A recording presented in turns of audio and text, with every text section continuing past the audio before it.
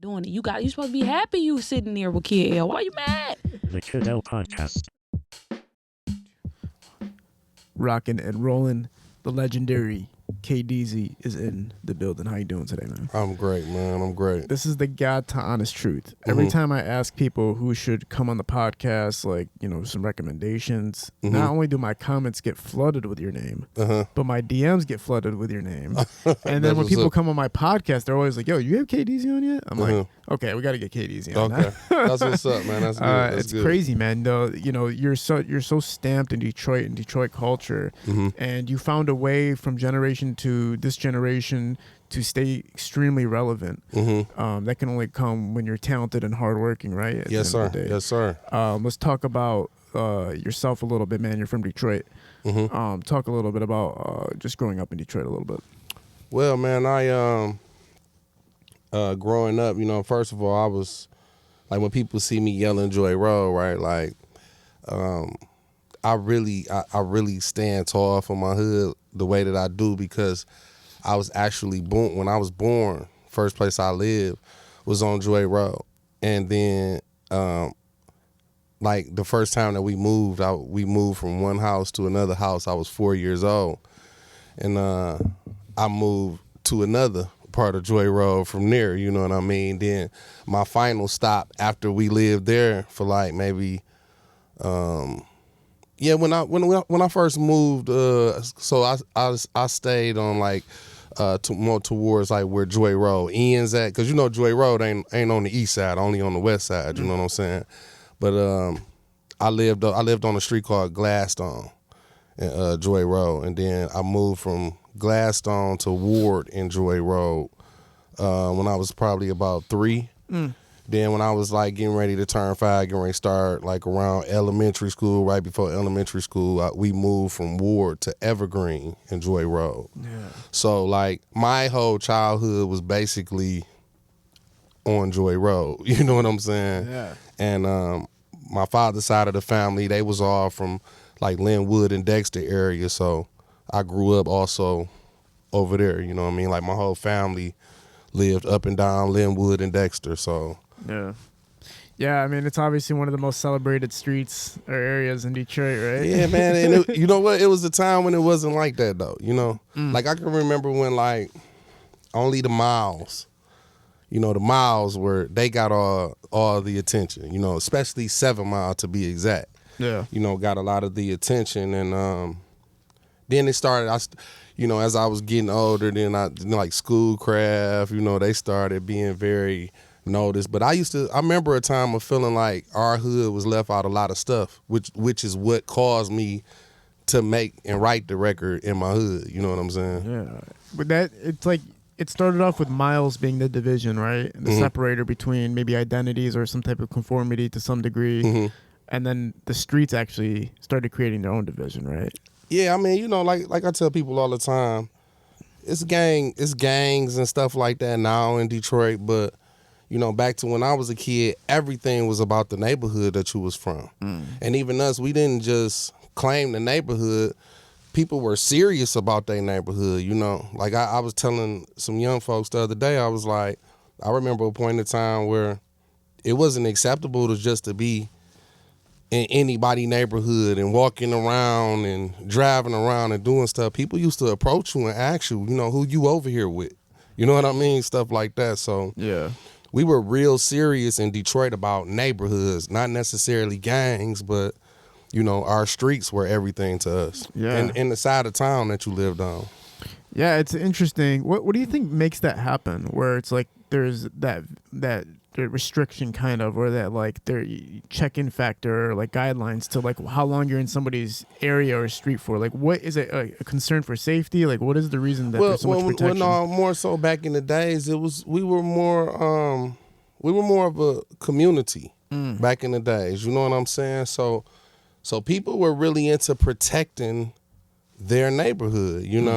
We were really into looking out for more than just ourselves. We wanted to make sure the kids was straight in the neighborhood, They wanted to make sure the old folks was straight in the neighborhood and stuff like that. So for sure. I don't even look at it like it's like that now, Like now, you know, a lot of people constantly moving around and doing stuff. So, you know, now a kid may live on Joy Road right now for 2 years, and then next year he may be living in Sterling Heights. You get what I'm saying? So it's a little bit different. Whereas back then, a lot of things for us was about, you know, stability and stuff like that. So, like for instance, me, I went to the preschool in my neighborhood. I went to the elementary school in my neighborhood. I went to the middle school in my neighborhood. I went to the high school in my neighborhood. You get what I'm saying? Yeah. Whereas now I think, you know, depending on how long certain, you know, kids and people where they live at night, you know, like I say, you can be over here one day and be over there the next day. So for sure. Obviously highly notable for being one of the original members of the StreetLordz. Mm-hmm. Was it just casually strolling through? You know what? To be honest with you, man, just because I'm really into, like, I feel like when people get in these interviews and get in front of the mics and talk about stuff, they should try to be honest and truthful. For sure. So when it comes to saying like I'm an original, I don't really look at myself like I'm an original. Okay. I feel like I came, even though like, okay, so Jesse James is from my neighborhood, and Rook he's from Plymouth, but you know, Plymouth and Joy Road, we like cousins. You know what I'm saying? We right by each other. So, you know, going to school, you know, it's certain neighborhood kids that you go to school with, and Plymouth was who we also grew up coming from Joy Road. Sure. So I knew Rook since I was a kid. You know what I mean? I knew Jesse James since I was a kid. I knew Juan since I was about 11 years old, maybe. Nah, I ain't even gonna say that far. I knew Juan since I was probably about 14. Okay. We used to get our hair cut at the same barbershop. So I used to always see Juan from when I used to go to the barbershop, because he's a couple years older than me or whatever. And I knew even when Juan was young, like I knew that, you know what I mean, he was somebody. So I'm just saying that to say that I've been around all of them for a long time, but me actually being a rapper in the group with them, I wasn't like original, like, you know, when they first started, them ones like that, you know what I'm saying? Okay, so they had established it, and then you... Yeah, like I was around it because I'm connected to it from so many different ways, so I was around it, but I'm saying me as an artist, as a rapper, I wasn't one of the first ones, the original ones, you know what I'm saying? For sure. So was there anything before you getting involved with the group that was a part of your life that got you to leading into getting into music in the first place? Oh yeah, most definitely. So as a kid, when I grew up, I was a very talented kid, you know what I'm saying? So when I was younger, man, I played instruments. I was in marching band, you know what I'm saying? I could dance. I used to be jitting, and you know what I mean, all of that kind of stuff as a youngster. So I always been kind of wrapped up. Then when I got to high school, I met my best friend and my DJ. Those two were DJs, and they used to DJ parties every weekend. And like once I started hanging with them, I started hosting the parties with them. So we became kind of like a trio, you know, like we would go, they would take turns DJing, and I would be the guy that would be on the mic all night, you know what I'm saying? So it's cool. You know, I the hosting thing and stuff like that, I literally been doing that probably since I was about 16. When you're talking about jitting and being a part of the DJ atmosphere and everything, it sounds like you were a part of the organic hip hop culture that was still relevant in that during that time. Oh no doubt. To be honest with you, when I look around, a lot of times I really look at myself like I'm really one of the main bridges. You know what I mean? Like it's other cats too, but not necessarily people who like in the full entertainment realm. Right. You know what I mean? But myself, like I literally grew up around a lot of them Detroit legends that you read about in magazines and we're talking about, like, we just had Awesome Dre on here, right? And he was a little bit, way before, but still, like, talking about that hip hop era that was in Detroit. Like, even you bringing up jitting, like, it seems like jitting is like trying to make a comeback in Detroit. Stuff like that. It's an original culture thing. It's a dance thing. You know what I mean? Like you go to other cities, a lot of other cities got dances and stuff like that, especially like out in Oakland and stuff like that. They got their dances and stuff. And for us in Detroit, jitting was always like our thing. That's what you kind of wonder, though. Like, when you're talking about the Awesome Dre's, when you're talking about Prince Vince, when you're talking about getting even to a Shams era, a Detroit's Most Wanted, and everything like that, and then it leads into eventually Streetlord and then Rock Bottom. It became kind of like a street rap affiliated kind of culture and feeling. Mm-hmm. Do you think that shifted the change in what hip hop was becoming in Detroit? Oh yeah, most definitely. So like I say, even me myself, when I say I was a bridge, right? I say that because like I feel like I'm one of the artists who really didn't had a chance to live through so many different eras of Detroit hip hop. So even like Awesome Dre, he's a person who, when I seen you had him up here on this couch, I was like, that's dope. Yeah. Because, you know, even like them, like, man, they did major things out here, bro. Sure. You know what I'm saying? Like, they were making major moves out here, and as a kid, I was able to see it and remember it. So, you know, sometimes I think certain people get lost in the sauce when you get to talking about Detroit rap history. Mm-hmm. Because we did spend so much time not being seen, not being recognized.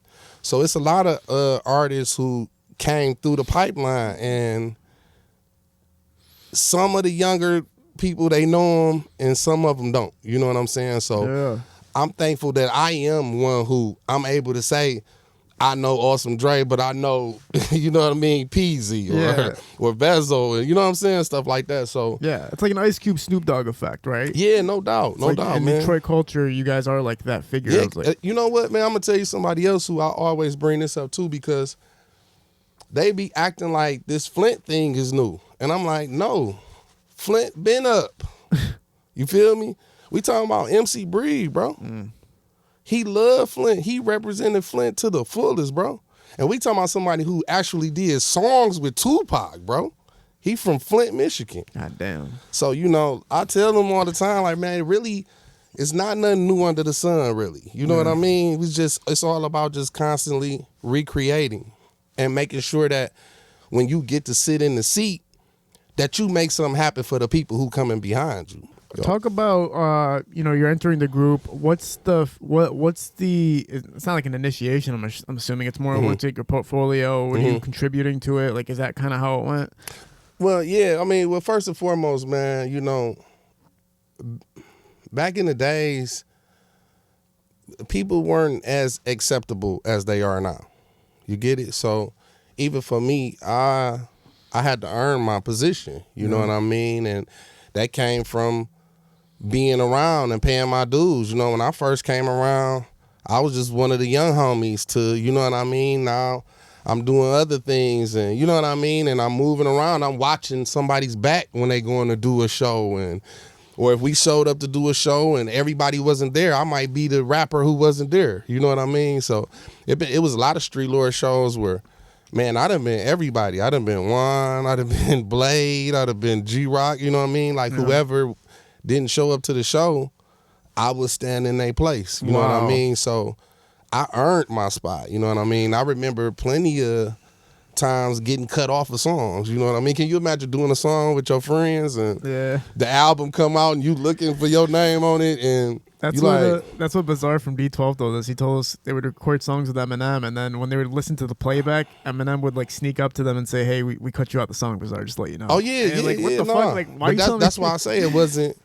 You know, if you just around or you hanging, you probably can, and you got a little talent, you probably can. You know what I mean? But for me, man, I got the flux from my homies. It wasn't until I actually got good to where they were like, okay, now you aren't your spot. So you what is it? So you're saying like it's obviously restricted. Like you can't just and even to this day, like all the major groups in Detroit or major groups in any hip hop industry, in the hip hop industry, can't just enter a group out of nowhere, right? No. So did you have your own wave, motion, and everything going enough for them to say, okay, let's get you involved with this? Or like what was really the stamp that made them accept you and take you in? I think it was actually just my consistency. Okay. You know, I was very consistent about, because it was them days where, you know, I go in there and spit my verse and I'm thinking I did something, and I come out and everybody laughing at me and stuff like that. You know what I mean?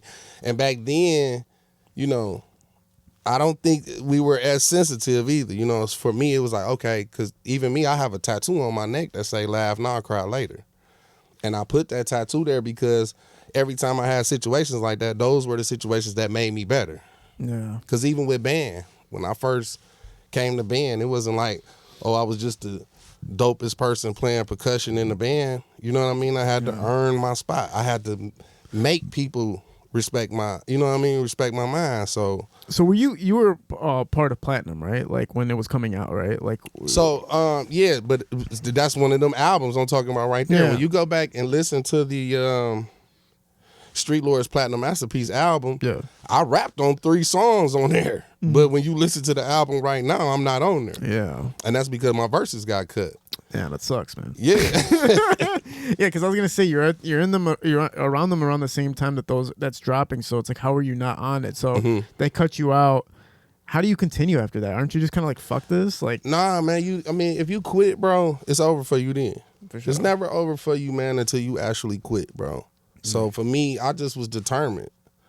I wanted, like I tell people all the time, even with them, even though they were my friends, I was probably one of their biggest fans. Oh, damn. You get what I'm saying? So I wanted to be accepted. I wanted to hear them songs with my vocals on them songs with theirs. I wanted to see Blade smile when I come out that booth because I just said a dope verse. You know what I'm saying? Yeah. I wanted Juan to be like, oh, okay. Oh, I see you now. You know what I'm saying? So I just kept working at it, working. Yeah, well, you're seeing with these times right now that there is a lot of ego involved to the point where if you feel like you're being disrespected at all, if you feel like you're in the studio, or if you feel like you're being shelved, or if you feel like that you're not, your contribution is not being accepted, that you just go off on your own at that point. But it sounds like at that time you understood that there was a process. Yeah. And you have to trust that process. No doubt. And endure it. So that mindset is, hopefully that comes back and people can kind of reinstate that in their minds, right? You know what I mean?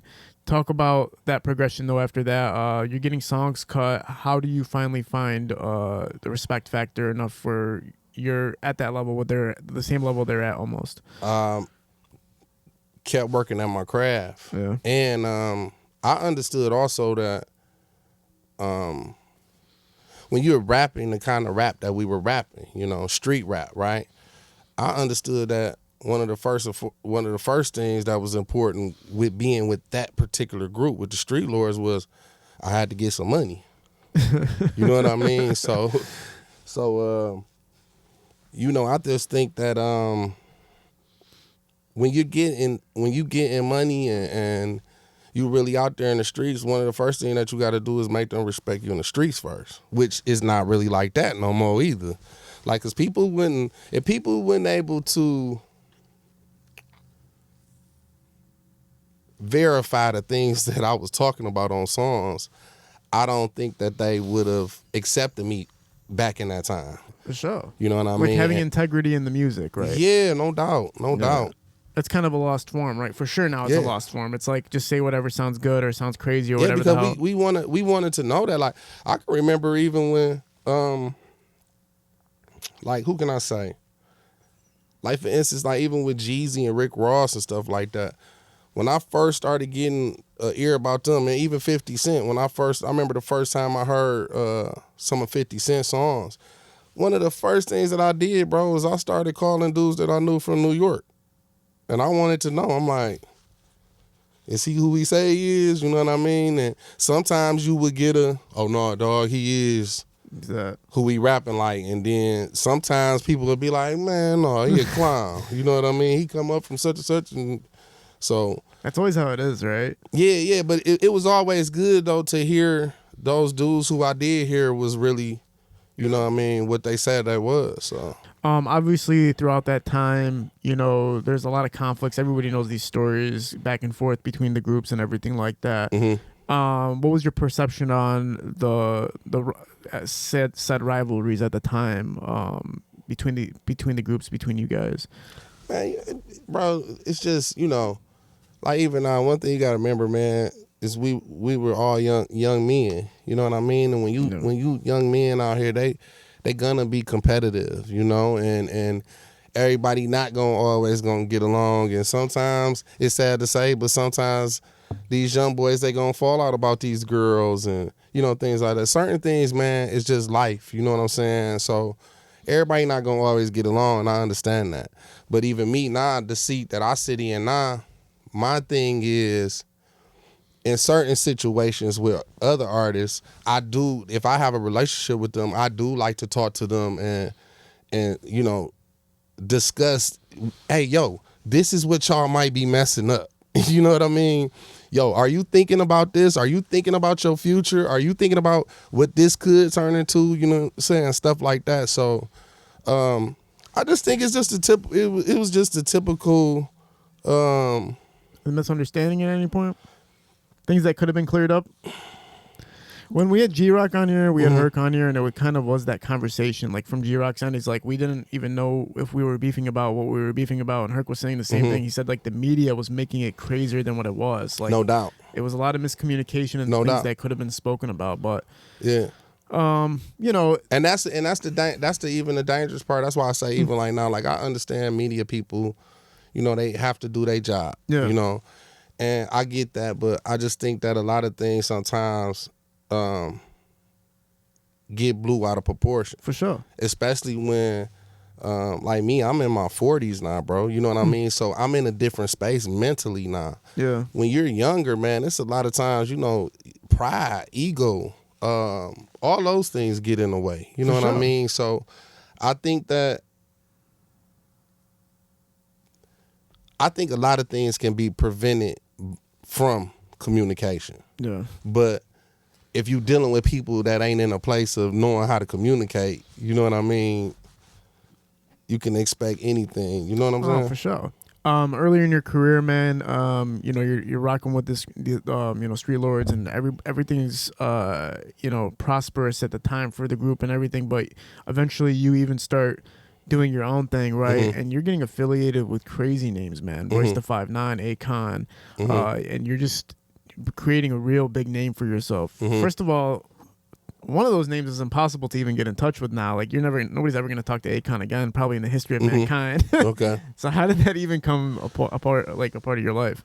Well, you know, first and foremost, let me say this: StreetLordz, from way back in the days, all you know, at one point in time, damn near every celebrity that was coming through Detroit was making sure that they got in touch with a StreetLord, or they were hanging with StreetLords, or at least somebody. You know, they had a relationship with Rook, or they had a relationship with Juan, or they had a relationship with G-Rock, or Yacht, or O, or you know what I mean, or even me, you know what I mean, at some point. So just like, man, I even like the other day, the night before last, like, I ended up going to the comedy show with Duval. And when I got to the comedy show with Duval and I bumped into Mike, you know, backstage, Mike was like, yo, like, you went up? And I'm like, no. He was like, oh, you going up. You know what I'm saying? So I'm just saying that to say, like, even that was just a humbug situation. Like, in those days, man, just so many artists, you know what I'm saying? Like, even myself,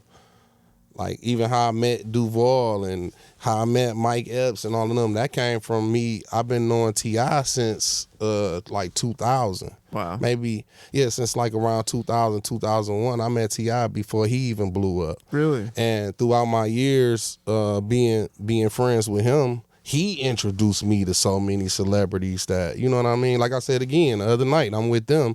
I wouldn't have known them if T.I. didn't introduce me to them. How'd you meet T.I.? So I met T.I. because his ex-manager, rest in peace to my dog Clay, man. Clay and my old manager, Reggie, they were very tight. And so, you know, back in the days when artists were trying to get their names out there and stuff, they used to have to really go touch them towns. And, you know, you had to really travel and move around and get in the actual streets to push your records and stuff like that. So I think Clay brought T.I. down to Detroit, and when he came, you know, of course, by him and my manager Reggie being cool, you know, they put us together. You know what I'm saying? So I met him like right at that moment, right when he was finna blow. Because the next time that I seen T.I. again for the second time, he had just got added to a tour with Jay-Z and them. You know what I'm saying? So when he came back the second time, I had actually like went down to the show with him and stuff like that. So very cool. We had been rocking with each other for a long time. And so that connection helps you build other connections. Like, yeah, no doubt. Who did he introduce you to? A lot of people. Mike Epps, Cedric the Entertainer, Duval, Yeah. Dro, me and young Dro, man, like, Dro is a person who in the industry who's like really like a brother to me. You know what I mean? Like, he's the person who I talk to the most. He's the person that he'll come to Detroit tomorrow and stay at my house, and you know what I mean, stuff like that. So, For sure. like, he's a person who really became my friend from, you know, my introduction from Tip. But man, I met a lot of people, man, to be honest with you. And it was a point in time too where, you know, when artists would come to the town, say for instance they had a show or something like that, they would want to be affiliated or know that they had somebody with them that was from the city. You know what I mean? Keep them safe, and or even show them around, show them what to do and stuff like that, what not to do.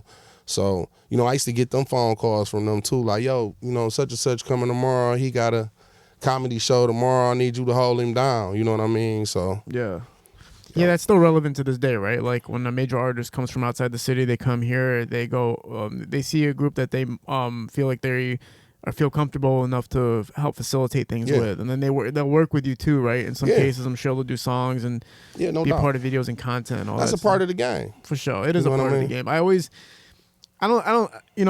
look at it like, are you being used to some degree at all? You know what? I'm glad that you said that because that's another thing. It's like even with me now, like people ask me a lot of questions about how I feel about the music game, different things like that.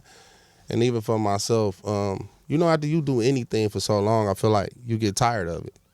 You know, so even for me, it became, at first it was, you know, in the beginning it's always exciting and you like, yeah, you know, but then when you look up in certain situations and you do be like, okay, I held you down or I had you, but I need you to do something. And then you start seeing them people getting low or not answering the phone, or, you know what I mean? You'll be like, people really use you like a chess piece. Oh yeah, most definitely. Yeah. If you're not careful. Yeah. And if you've never been through it before. I tell all my friends that, like my friends that shoot videos for like major artists, and you know, they won't like take pictures with the artist, they won't do anything to show their connection with the artist, but shoot their videos. And I'll ask them like, why aren't you showing any connection with the artist? They're like, oh, I don't want to clout chase, bro, I'm just shooting the videos for him on the love, and you know, hopefully everything works out. I'm like, no, man, get everything you can out of this while you're doing this, because most definitely. There will come a turning point where he's gonna take off, or you guys might have a dispute or something, and you're gonna have nothing when he's done with you. Yeah. You know what I'm saying? Yeah, because even like us, like us, man, I feel like, even though, to be honest with you, Juan was genius. And I always say when people come up here and, you know, sit on this couch and they be talking about first to do this, first to do that, all that shit. Yeah. And I be thinking about, especially like people like Juan, for instance, who really was the first person to do a lot of shit. You know what I mean? And even like Juan, I feel like Juan laid the blueprint for a lot of shit that you see today.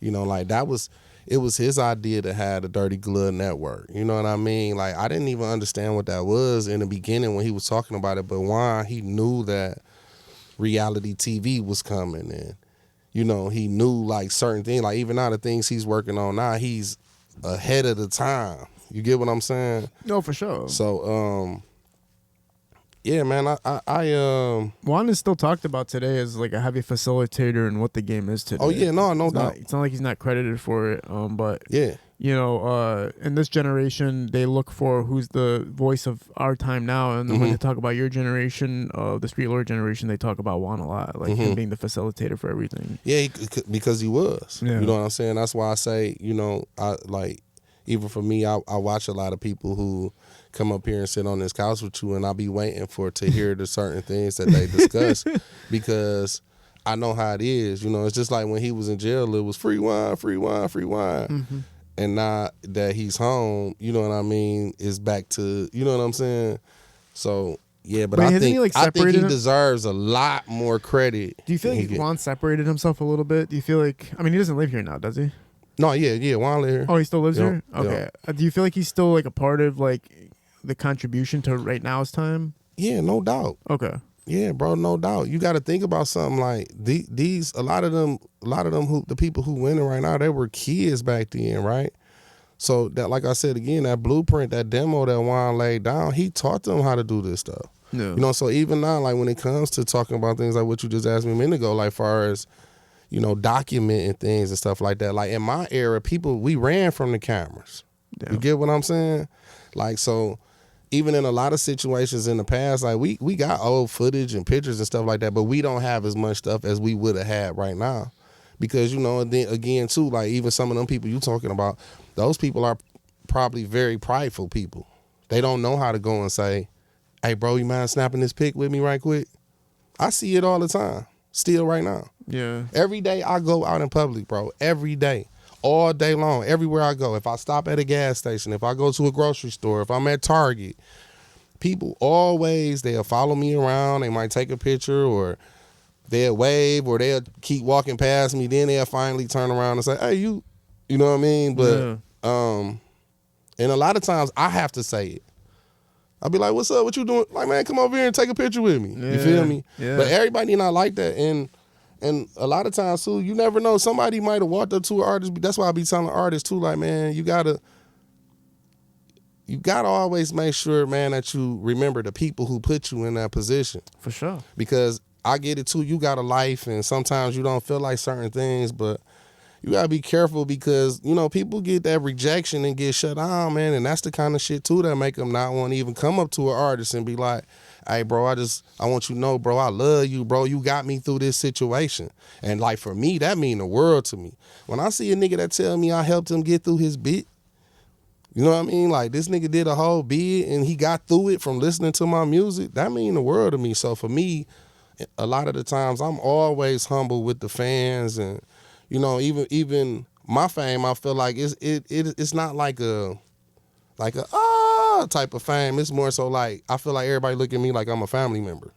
You know what I'm saying? So yeah, like you're embedded in Detroit culture so much that it's like you're an OG. Yeah, like what like up, the Deezy? mayor type shit. You know what I'm saying? Like yeah, like they my cousin or they been knowing me forever. Which is a cool thing, man, because that means you're it's not exclusivity, it's inclusivity, right? Which brings people together instead of separating people and bringing that aura. No doubt. Which you could do if you wanted to. You could be a separator. You could be like, yo, I want to be exclusive as fuck. Like you're not gonna just be able to see me type shit. And that causes its own conflicts and issues. That, and you know what? Back in the day, so back in the days, they used to have more artist development, right? And even for me, I was more of an artist where I would, like the OGs and people who were in big positions and stuff like that, I would always lend my ear and kind of listen to things they would say, but I would always make my decision final. Yeah. So even back in my day, that was the thing a lot of people used to be on me about. I went through you going out too much, you being seen. But in my eyes, I always felt like, yeah, I'm going out in Detroit, where I'm from. You know what I mean? This is what I've been doing all my life. So now that I'm Deezy, I felt like I wasn't gonna change who I was as a person. Yeah. You know what I mean? Then I went through you need to move to Atlanta phase, you know, where people was, you need to go move to Atlanta. And I'm like, no, I'm staying right here in Detroit. I'm like, it's gonna come here. This is going to come for us. It's going to come right to Detroit. I ain't going to have to go to Atlanta to, you know what I mean? And I'm not knocking nobody who did, because I seen that work for people too. Yeah. But just because it worked for them don't mean it was going to work for me. For sure. You know what I'm saying? It's a hit or miss, right? Like Helluva said that he went out to Atlanta and it did not work out for him. Like no doubt. Felt like he got thrown out basically. Yeah. And now look at him like he's no doubt. Probably begging him to come fly out every chance they get. So at that time too. And shout out to Helluva too, man. Oh, yeah, shout out to Helluva. That's he's my daughter goddaddy. Oh, okay. Yeah, cool. that's my brother for real, man. And he one of the first producers in the city that really took me in up under his wing too. You know what I mean? Like me and Helly, we made a lot of big records together. I actually at one point in time was Helluva's tag on his songs. You know what I'm saying? So yeah, man. Shout out to before his son or after his son? I think I did it before or something. Oh yeah, probably before. Yeah, because he's been using that forever now. Because he used to be Helluva, keep making them beats, nigga. That was me saying that. You know what I'm saying? So yeah, me and Helluva, man, we go way back. You know what I'm saying? So shout out to Helly for sure. You know, when you're talking about the underground scene and kind of flirting with the mainstream, you can talk about StreetLordz being somebody that was underground, flirting with the mainstream and everything associated with it. And one of the first groups that was really doing major shit on an independent level. You got to think StreetLordz never signed no record deal. Right.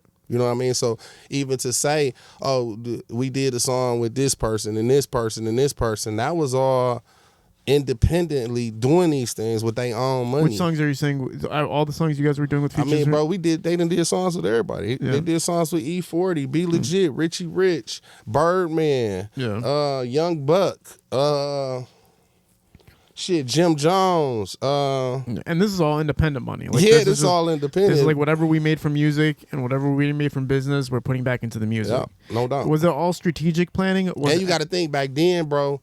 It wasn't like now. It's more everybody learning now. The route to go is the independent route, but back then everybody was begging for a deal. Yeah, and that's everybody was waiting on a deal to say them at that time. That was the interesting thing too. Like there was the mainstream, like Asham got signed, obviously, right? Mm-hmm.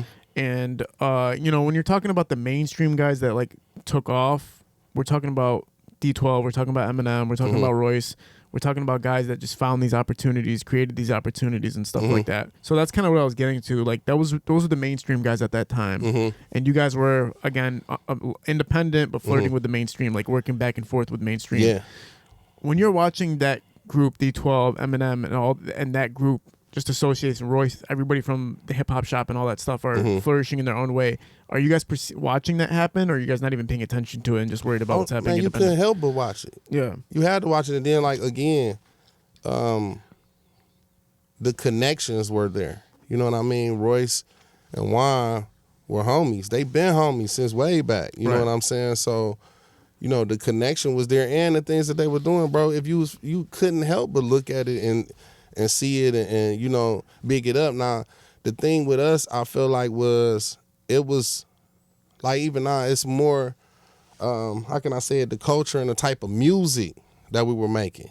Yeah. Back then the shit that we was talking about in songs and all of that kind of shit, it wasn't as acceptable on radio. They wasn't ready for that shit then. Yeah, but even Eminem's lyrics were not fucking how the fuck were like the song "Kill You," "Criminal"? Yeah, bro, but you gotta remember, like straight up killing. You gotta keep this in mind too, bro. You still talking about, and no disrespect, because I got love for him, but for sure. You still talking about, bro. He was in that skin color he was in. Okay, you get what I'm saying?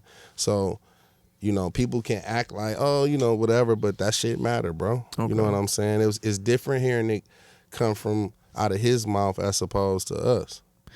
Maybe from perception, they felt like it was a real thing happening when you guys were talking about it. Exactly. Right. And people were afraid. Yeah. To be all the way real with you, people were afraid.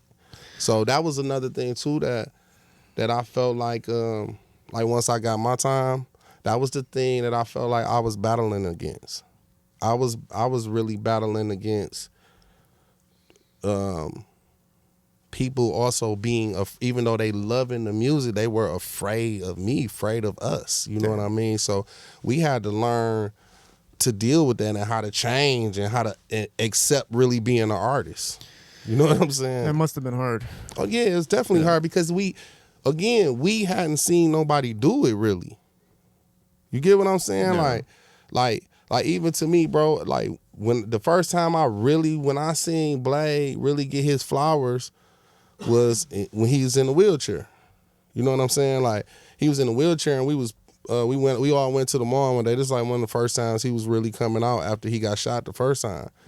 And we went to the mall, and like I said, I will never forget that, like us pushing him through the mall, pushing him through Fairline, and seeing people on the second and third level, you know what I mean, of the mall, and people coming out the stores and stuff and going, Blade, we love you, we love you. They hollering from up here. And that was a moment for me where I was like, wow, like this shit is dope. Because again, it ain't like he had like a deal, or, you know what I mean, or he was, you know what I mean, super huge or nothing like that. It was just like, they loved him. The city loved him. You know what I mean? They appreciated what he was doing, and they treated him like a king. You know what I mean? But it wasn't always like that. Yeah. You know what I'm saying? Yeah. Is that when you're talking about this mall experience? I mean, clearly you guys have done shows where you can see Detroit's outcry and love for you. So when it comes to being in public and stuff like that, why does it change so much? Like how, like, not knowing how much love there is for the group and everything like that. Like when you're actually in public, why did it impact you even more at that point? Because again,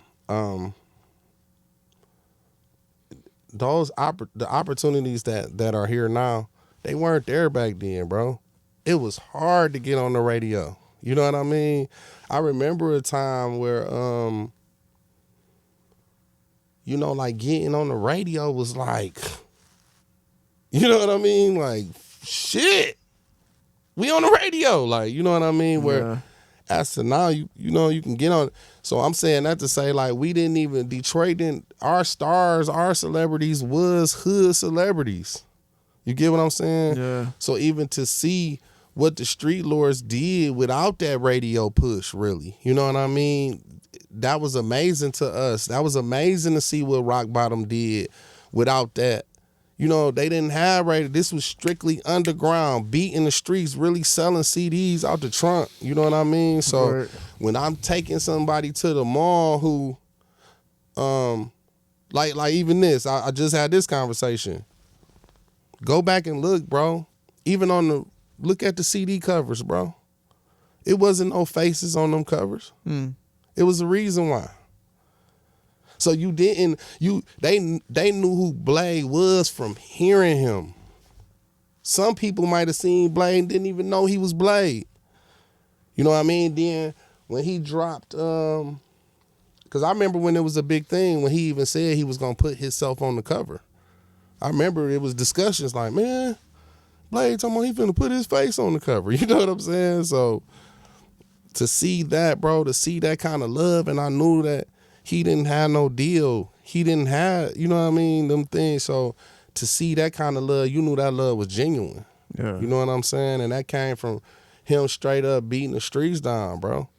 And what we're talking about here is just, again, independent pushing. Like, this is straight up, you guys just doing it from the dirt and making it happen. Handling every part of it. Yeah, every single part of it. That's why I say, like, even with Juan, he needed that credit for that, bro. He was, you talking about running labels, handling the business, being an artist, being a CEO.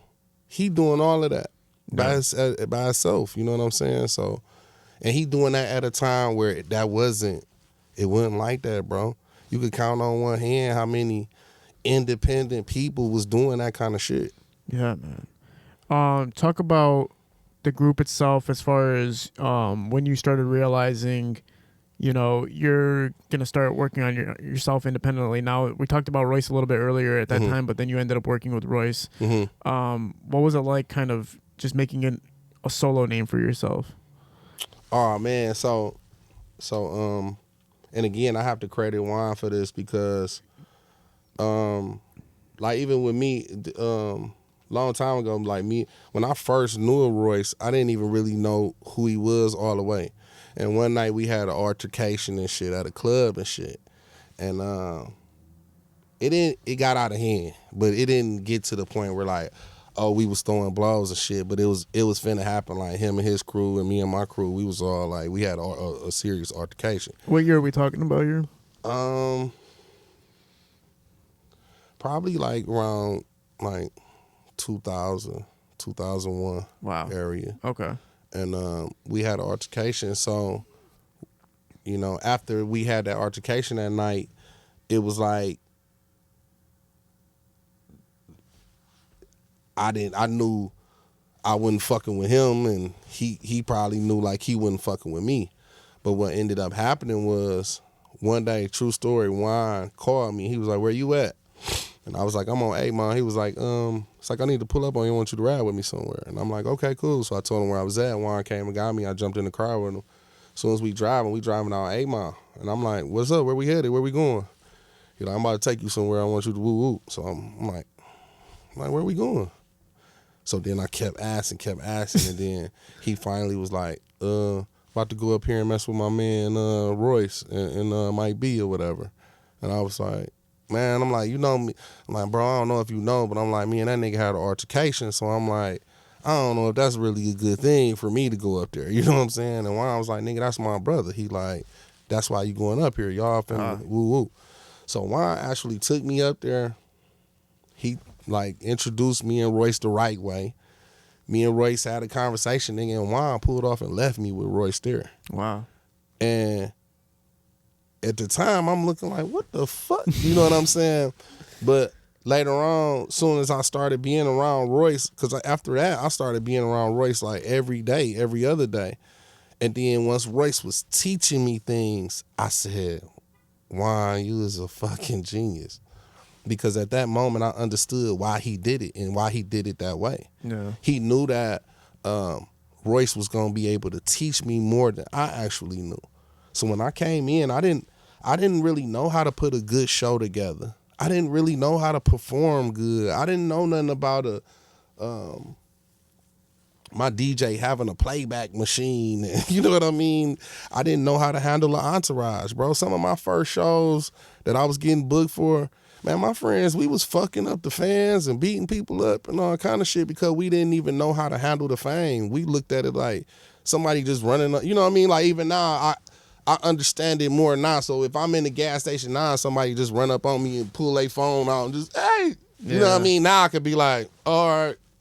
But back then, it was more of a, what are you doing? hey man, who the fuck is you? You know what I mean? Get back type of shit. You know what I'm saying? So yeah. It took for Royce to teach me all that, how to handle myself as an artist, especially to be a professional artist. Yeah, you know what I'm saying? I mean, that's when you talk about the blueprint for handling yourself as a professional in the industry in Detroit, Royce the 5'9" is the blueprint for that, and he's also like a good mediator between the streets and the mainstream. You know Yeah, no doubt. Watching what he did and how he played, his hands and everything, like his cards, is something that a lot of people can look at. I think he's still involved. Royce is still very involved in the Detroit music scene. It's like we might not see it all the time, but he is very much involved in it. You know what I mean? And let me say this too. Like one thing you gotta understand too, bro, is this, man. I notice a lot of people be saying a lot of different things and stuff like that. Mm-hmm. But man, you gotta understand this as well. As an artist, you gotta be able to be available too for an OG too. Step to you or want to help you or give you some game. You gotta have a little bit of humility. You know what I mean? For you to be able to say, okay, yeah, hey OG, can you teach me something? You know what I'm saying? So it's like I noticed that a lot of people get things confused. You know how you come off sometimes can either make your situation better or fuck it up. Yeah, you know what I mean? Especially these days in social media where everything can get misconstrued. But I definitely, Royce, man. If you an artist that's humble and you hungry for knowledge, I would definitely advise you to jump in that man DM. Yeah. I would definitely advise you to try to show up somewhere where he at, because if you do move or carry yourself in that manner, trust me when I tell you, Royce is going to open up to you. Yeah. He's going to talk to you, and if you from the city of Detroit, he's gonna want to help you, and anything he could possibly do to help you, he's gonna do it, bro. For sure. It ain't nothing new. He been doing that. Yeah. Yeah. So that time you're soaking up all the game, you're being taught, and you're learning how to orchestrate yourself as an artist and get into the professional level. When are you starting to notice signs of success for yourself independently? Well, for me, I'll never forget my first real rapper moment.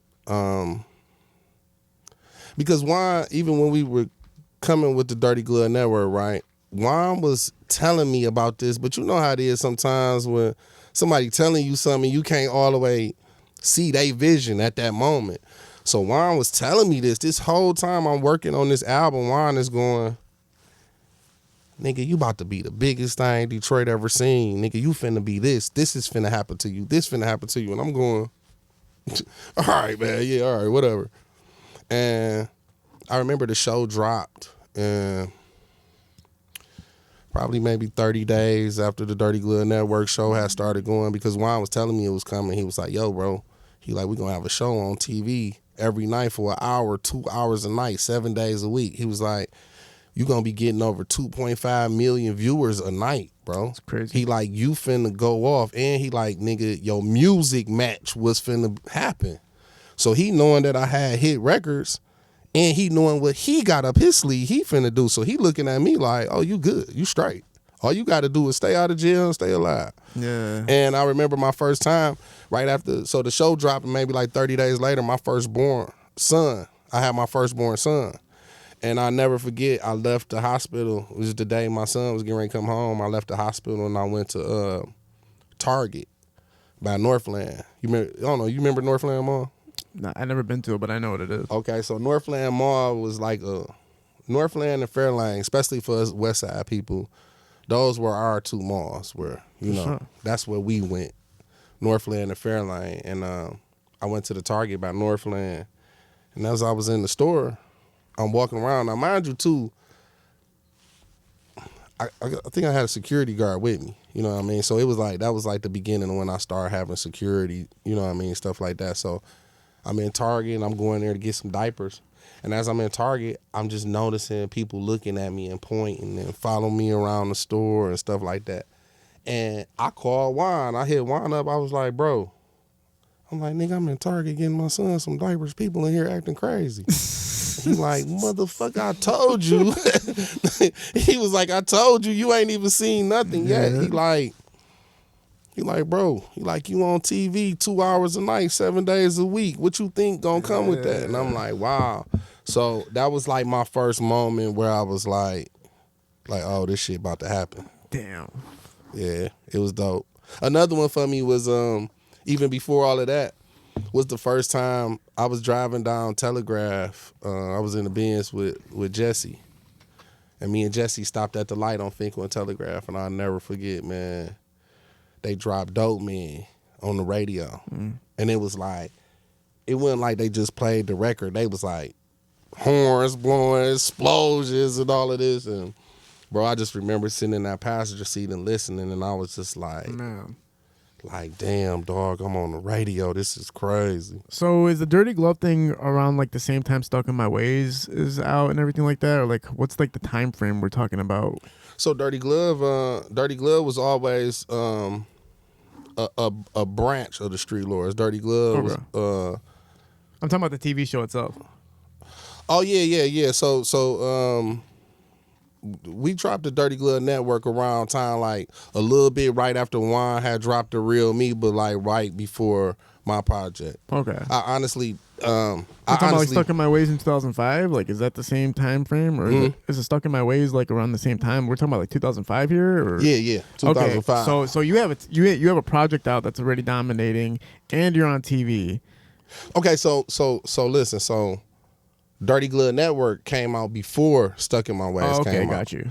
And even on the show, you know, you got to hear a lot of the music that was coming on Stuck in My Ways. Okay, right? So people was hearing my songs, like they was hearing In My Hood and hearing Chopper in the Trunk and stuff like that. They was hearing that before my CD came out. So so your music was getting previewed on that. And what's the attention from people that they're getting from you on the show itself? Like, what are you doing on it mostly? Like, how are you getting your face on the show mostly? Like, what were people recognizing you for mostly? Bro, it's kind of like the same thing of like what's going on now. It's just Juan was just so ahead of time, bro. Man. Like, he was ahead of time. Like, if you watch the Dirty Glove Network, it was really like, just imagine some Detroit hood stars having their own reality show. Yeah. And in between, on the reality show, we previewing music and we letting y'all in our lives to see shit that's actually going on. And it's kind of like Pirelli 7 Mile to Belle Isle kind of situation. Pirelli is who ran the Dirty Glove Network. Oh, he did it? So yeah, so what happened was the Pirelli and Juan, they had a meeting or whatever, and Pirelli, I think at the time, he wanted Juan to come in and do 7 Mile to Belle Isle with him. But Juan had a vision for Dirty Glove Entertainment. So, they just kept talking, and then they came to an agreement where Juan was like, I just want you to come over here and do this. So shout out to Pirelli too, because I know that take a lot to put what you doing to the side to, you know what I mean, become a part of what we doing. But it ended up working out for him too as well. So, it ended up working out for everybody, really. So you're obviously Michigan, Detroit, you're becoming super famous, probably parts of the country you're not even aware of. You're seeing a lot of success without being able to see it face to face. How did you proceed your career from that point? It was dope for me because I felt like I was one of the first people to really be able to 100% know what it felt like to be a rapper for real. You know what I'm saying? Like because even back, from the era before me, a lot of them, they was rapper, but, they was still in the streets and still, hustling and things like that. So I think I was one of the first ones who, I got to see what it really felt like to be a rapper. I'm really booked doing 7-8 shows a week, and people really sending me money to jump on songs, and I'm doing commercials, and I'm hanging with celebrities, and I'm hanging with Lion players and Detroit Pistons, and you know what I mean, and I'm eating lunch with the mayor and stuff like that. You know what I mean? So and that was dope for me, because a lot of times you don't get to experience that kind of thing until you do get a deal. You know what I mean? So for me, being independent throughout all of that, because I had opportunities to sign plenty of deals, but we were so stern on pushing independence way back then. You know what I'm saying? To this day, any of the opportunity offers offered to you, do you regret not taking any of the contracts or deals that were offered to you? Man, sometime, but I'm not really a person who I don't regret to myself, because I do really understand life, and I understand we all got a different story, and I understand that God works in people's lives a different way. Yeah. So I'm not really one to be like, oh, I'm just thankful for the opportunities and the things that I had done, man. I got like, even now you ask me stuff, and it's like I have to be careful with certain things, because I see that a lot of time. I don't want to come up here and Cat Williams out, you know what I'm saying, and get the. So you have to Cat be, Williams? you got to be careful sometimes doing these interviews. When you watch Cat Williams do interviews, he's so particular. It's like, I can't even watch them anymore. Yeah, because I mean, and like, to be honest with you, I sometimes I be wishing I had that kind of shit, but I don't. My how I was raised and the things that I stood on. He's untouchable too. Like he's such on a stratosphere that like he can't be touched. Nobody can get near him. He has enough money where even if he gets canceled, it's fine. Like, see, but like even me, it's that's not the part. I ain't worried about nobody touching me or none of that. I ain't trying to say it like, for sure. I'm saying my integrity. Yeah. My morals wouldn't allow you to go that far. It's just like, nah, if me and you hung out tonight and we had a good time and you was wilding and got drunk, I don't necessarily know that I'm going to go and sit down and do an interview and tell everybody how drunk you was and how you fell out on the ground, and you know what I'm saying? Now, I do get that perspective. The only reason I respect what Kat did, with exceptions to a few things he said, but the only reason I like that he outed a lot of people was because he's trying to bring integrity to Hollywood. Like, hey, y'all got to stop fucking doing this jackass shit to make yourself bigger while fucking over everybody else. Bro, you heard what I said. I said, I wish I had that. Oh, yeah, for sure. Yeah. I just don't have. So like, with me, right, everything that I do, bro, is genuine. Yeah. Like, if I feel funny about something, it's just like even with me and you. If I didn't feel right, how many times was I supposed to be here to do an interview? 4 or 5, 7. I was supposed to be here 4 or 5 times to do an interview. And here I am now, and that's because on the inside, I genuinely want to come here and sit and talk with you. You know what I'm saying? So it just now it makes sense. And I'm like that about everything, bro. I don't move on nothing, bro, unless I feel right about it. Oh, for sure. At the point where you're staying independent, what was the tastiest offer that you were offered where it's like it was hard to turn it down though? Like, was there anything ever offered to you that it was kind of like a? Oh yeah, me going to Grand Hustle. Okay. I was supposed to sign to Grand Hustle. Okay. And it just like business wise, certain things happened and kind of like threw it off a little bit. But even for me, man, even that situation alone is so crazy because, like I tell people. It was a point in time where, so around the time when Young Jock had It's Going Down, when that was like the biggest song in the country, Young Jock. Yeah. Well, him and T.I., they was on tour together. And T.I. was getting ready to drop the ATL movie and all of that. And T.I. wanted me to go on tour with him. And he wanted me to finish up the tour with both of them. And I was getting ready to do it. And then it was just certain things that we felt like I wasn't prepared, you know what I mean, go out. So, back then when you going out on tour, you want to have promo material and stuff because you want it to make sense while you're out there on the road, you know what I mean? And I didn't have all of that stuff together, so I didn't go. But in the process of me not leaving, going with them to the next city, when they left here, they went to the next city, and T.I. best friend, Flagz, got killed. And I look at that a lot, like I think about that a lot because even like back then, like Flagz was, one of them that I was real cool with. I really fucked with him. So I always think to myself like, damn, what if I would have been in the van with Flagz? Would I have got shot? Would I got killed? You know what I'm saying? So just situations like that too is why I don't really deal with the regret stuff. You know what I'm saying? For sure. But even at that time, but I should have. That was where I wanted to be at the time because of my relationship with them, and I knew how they felt about me. So in my head, I was like, I thought that me being signed to them, I'm like, oh, Tip gonna make sure that I'm where I need to be. I mean, yeah, his name is just so big. There's only certain names in the industry that you can sign to and be like, yeah, you know, you're actually gonna be set if you do this. Yeah. So the same time they was getting ready to sign me, they were getting ready to sign. So it was like I want to say like 5 or 6 of us. So they was getting ready to sign Meek Mill. They was getting ready to sign me. They was getting ready to sign B.O.B. They was getting ready to sign what's the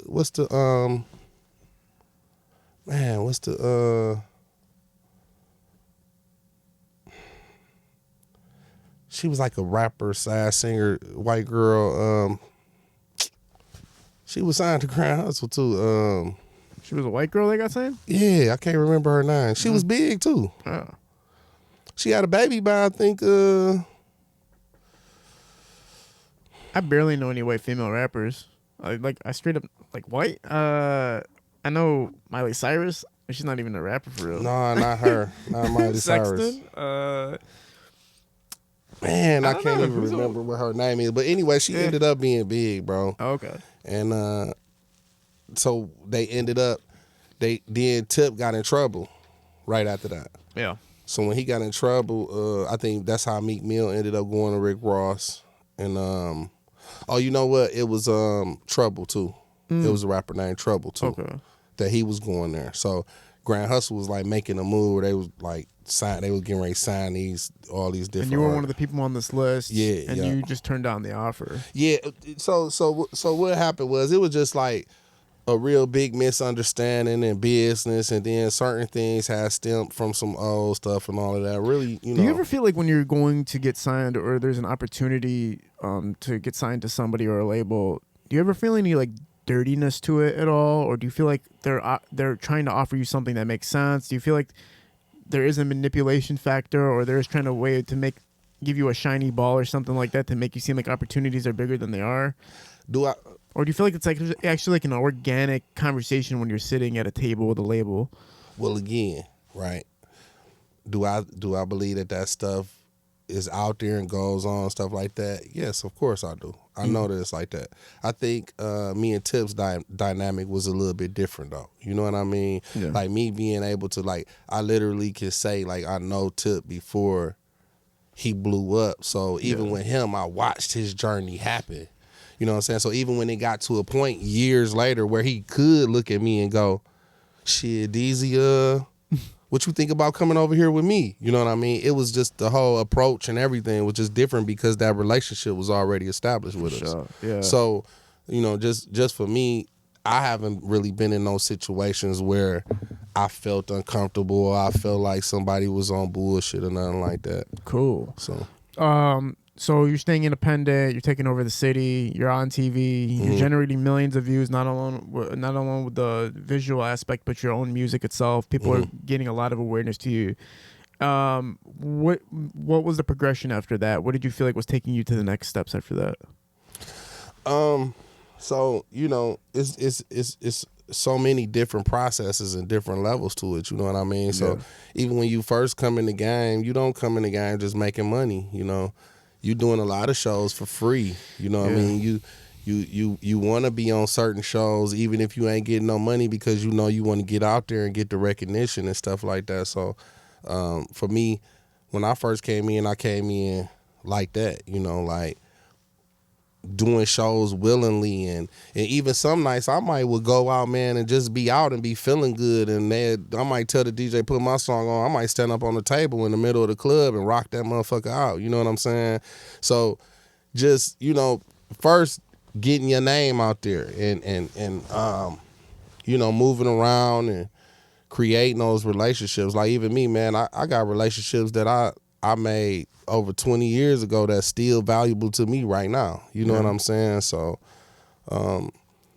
You know, man, just putting in the work, bro, and just moving, grinding, man, and trying to learn. Because you got to remember that, too. I'm trying to learn and understand the business at the same time. Oh, for sure. Then I got caught up in the middle of that transition in between how we were doing things in the internet. Mm-hmm. You know what I'm saying? Because even me, when the internet first hit, bro, I wasn't really hip. You know what I mean? I wasn't really hip to that internet shit. So are we talking about MySpace or Instagram at this time? I'm talking about really like all of it. Like I wouldn't, like even me, I had a MySpace, but I want to say like my cousin or somebody had set that shit up for me. I didn't too much really sit there and be on MySpace. Somebody else would be operating that for me. And then I remember one time I was out in Arizona and my homeboy was with me in G-Rock and he was like, do y'all got Instagrams? And we was like, I'm like, no, I heard of Instagram, but you know what I mean? So even, I'm saying that to say like, even when I got hip to the Instagram game, bro, I probably was like 3 years late. Right. You feel me? Like everybody else had already been on Instagram, and here I am popping up 3 years later. Because nobody believed you could sell out an entire show just by making a post, right? Yeah, bro. Look, even me now, I'm still learning every day. Right now, bro, it's still things that I'm learning. You know what I mean? I'm seeing. You know, right now you're I watched your Red Flags promo. Mm-hmm. Like I watched that whole thing happen, and I was like, this. I mean, you know what the fuck you're doing? Like I seen it happen. You were showing up to places. You were doing promo. You were doing everything. It seems like you understand it. Yeah. I mean, because it's the same thing. Yeah, for sure. It's the same thing. You moving when you're an artist, you moving around and you doing everything you could possibly do to promote you as an artist and promote whatever project it is, whatever it is you selling. Yeah. So a lot of times the game don't change. It's just what you selling may change. You know what I'm saying? So and then I always been a person too who everything that I get involved in, when I come around, I'm trying to learn every aspect of it. So even with this movie shit now, from day one, and my cousin Chuck, he vouched for me with this. Like I literally called him before my first day on set with Dennis, and I told him exactly what I was finna do. Yeah. I told him like, yo, I'm finna go in this and I'm finna learn all of this shit. Yeah. I'm gonna learn what the director do. I'm gonna learn what this person do, what this person do, what the cameraman do. Why you put that light there? What you got that on the 35? You got that? Oh, that's on the 50. What do you mean? How you do that? You know what I mean? So. I be wanting to learn everything, bro, and I think I get that from my mom. Yeah. Like my mom really taught me at a young age, like she always like, son, make sure you get as much up under your belt as you can get. Cause even like now, like I don't have to be in the spotlight no more to feed my family. You know what I'm saying? So it's like I tell people now, I love being behind the camera more than I love being in front of it. You know what I'm saying? So. Talk about the entry into the film industry. Was working with Dennis your first time? Was that the first opportunity you got with film? No, it wasn't my first. So actually, the first person that I worked with in film was Kamal Smith. Oh, cool. Yeah, so Kamal was working for radio, and I used to live downtown, like right by 107.5. And, due to like my relationship with all of them and stuff like that, a lot of them like DJ BJ and Kamal and few of them that worked at the radio station, they used to come through my crib and kick it with me like on break or when they get off or something. So they'll all just, come through my crib. We might smoke cigars or something and sit there and talk and shit. So one day, Kamal came through and he was like, I'm getting ready to do this play. He was like, I want you to be in the play. And I'm like, I don't know about that. He was like, bro, I'm going to work with you. You're going to get it, whatever. So, I ended up doing the play with him, and it was very successful. And so after that, I was me and some of my other friends, we had formed a group at one time, me and G-Rock and a couple of my other friends. We formed a group called the Doughboyz. And after we dropped our first album, the next thing that, some of the guys that were in the group that they wanted to do a movie. So they just didn't know exactly like what to do or who to talk to, and I knew that Kamal was the person. So I kind of made that connection in with them and Kamal. I actually think when Kamal come on the show, he talked about it in his interview with you or whatever. Yeah. So I ended up putting Kamal with my guys, and they did a movie called Loud Pack. Yeah. So when we did Loud Pack, and Beanie Siegel was in Loud Pack with us, and Delicious, and a few more people, whatever. But when we did that movie, that was my first when I started watching everything then. Yeah. So then a homegirl that I grew up with, who was mutual friends with Dennis too, she called me one day and was like, hey, she was like, I'm working for a guy, we real close, he's like a brother to me. She was like, he's getting ready to do a TV series. And she was like, what you think about coming in reading with us or whatever, see if you want to play this role? And I'm like, all right, I'll do it. So I drove out there, I went to the reading, and when I got to the reading, I sat there for a little while. It was a lot of people out there. I sat there for a little while and read with them. And like in the middle of reading, I wasn't feeling it. And I was just like I'm straight. Yeah. So I got up in the middle of them reading and I just left. But I didn't even know that they noticed that I had left. So the next day, Dennis called me or something, and he was like, yo, like, he was like, I see you left yesterday. Why did you leave? You don't want to, you know what I mean? And I was kind of like, man, I was like, I just wasn't really feeling it, and I don't think I'm ready. I was like, I need to really be into it. I was like, but I tell you what, I was like, in the future, though, if you get something else or whatever, I was like, man, feel free to call me. I was like, I'm not against doing it. I was like, I'm just not feeling this particular thing right now. Right. So a couple years later, he called me one day, and he was like, listen, I got a role for you. He was like, it's one of the main roles. I think you gonna kill this role. Woo, woo. So he sent it over to me, and it was the role of Cisco in First Lady. Man. So he sent me the script. I kept reading the script. I started working on it, rehearsing on it. Then I just asked him, I called him one day, and I was like, listen, man, I said, do you mind if I take this character and really make it mine? Yeah. And he was like, yeah, that's what I want you to do. So when I went in there and we did First Lady 1 was the first movie that I did with Dennis, and he really gave me my room to do me. You know what I mean? But at the same time, he was teaching me as well. You know what I mean? But he definitely allowed me to take that role and really make it me. No, yeah, man. He's opened so many doors, man, right? And especially this film industry that's emerging in Detroit. Yeah. When the film incentives, the tax incentives were here, like, everybody was devastated when it all got canceled. But then somehow the independent scene grew on its own, and he's part of it. Him, Kamal, you're part of it. You know See, what I'm saying? a lot of people don't know this about Dennis, but Dennis really, Dennis started off, writing books and stuff like that. So, like, even now, I think people see Dennis and his success, and they think like, oh no, but I'm like, y'all didn't get to see all them years, the grind that he was putting in, all the losses he took, the failures and things not going the way he wanted it to go. Like he went through a lot of that, man. Sure. And even in the beginning with me, when I, to see where he's at now, and the studio. Have you been out there? I haven't seen this. I've seen pictures of it, man. It's phenomenal. Man. The courtroom's being a little bit overused in these music videos. Yeah. But like, I had a feeling that was gonna happen too. They're doing too much with that. It's not Dennis's fault. Obviously, people are booking it. They're paying. Because even Dennis, his studio used to be the Home Depot headquarters. Oh shit. You know what I'm saying? So with me saying that, you can imagine how huge that studio is, even though it's in that building. It take up over half of that floor. Yeah. Did you see? I think Darren Brown posted today. Spike Lee was with him.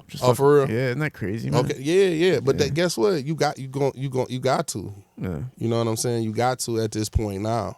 Like Dennis has got himself to a position now where if you in the film industry, you can't ignore him. Yeah. You know what I'm saying? You gotta cross his path, or you gotta at least be able to say, yeah, I met Dennis and I spoke with him before. It's crazy, man. It's the film scene is booming right now. Talk about some of the projects you've been involved in so far with the independent film scene in Michigan.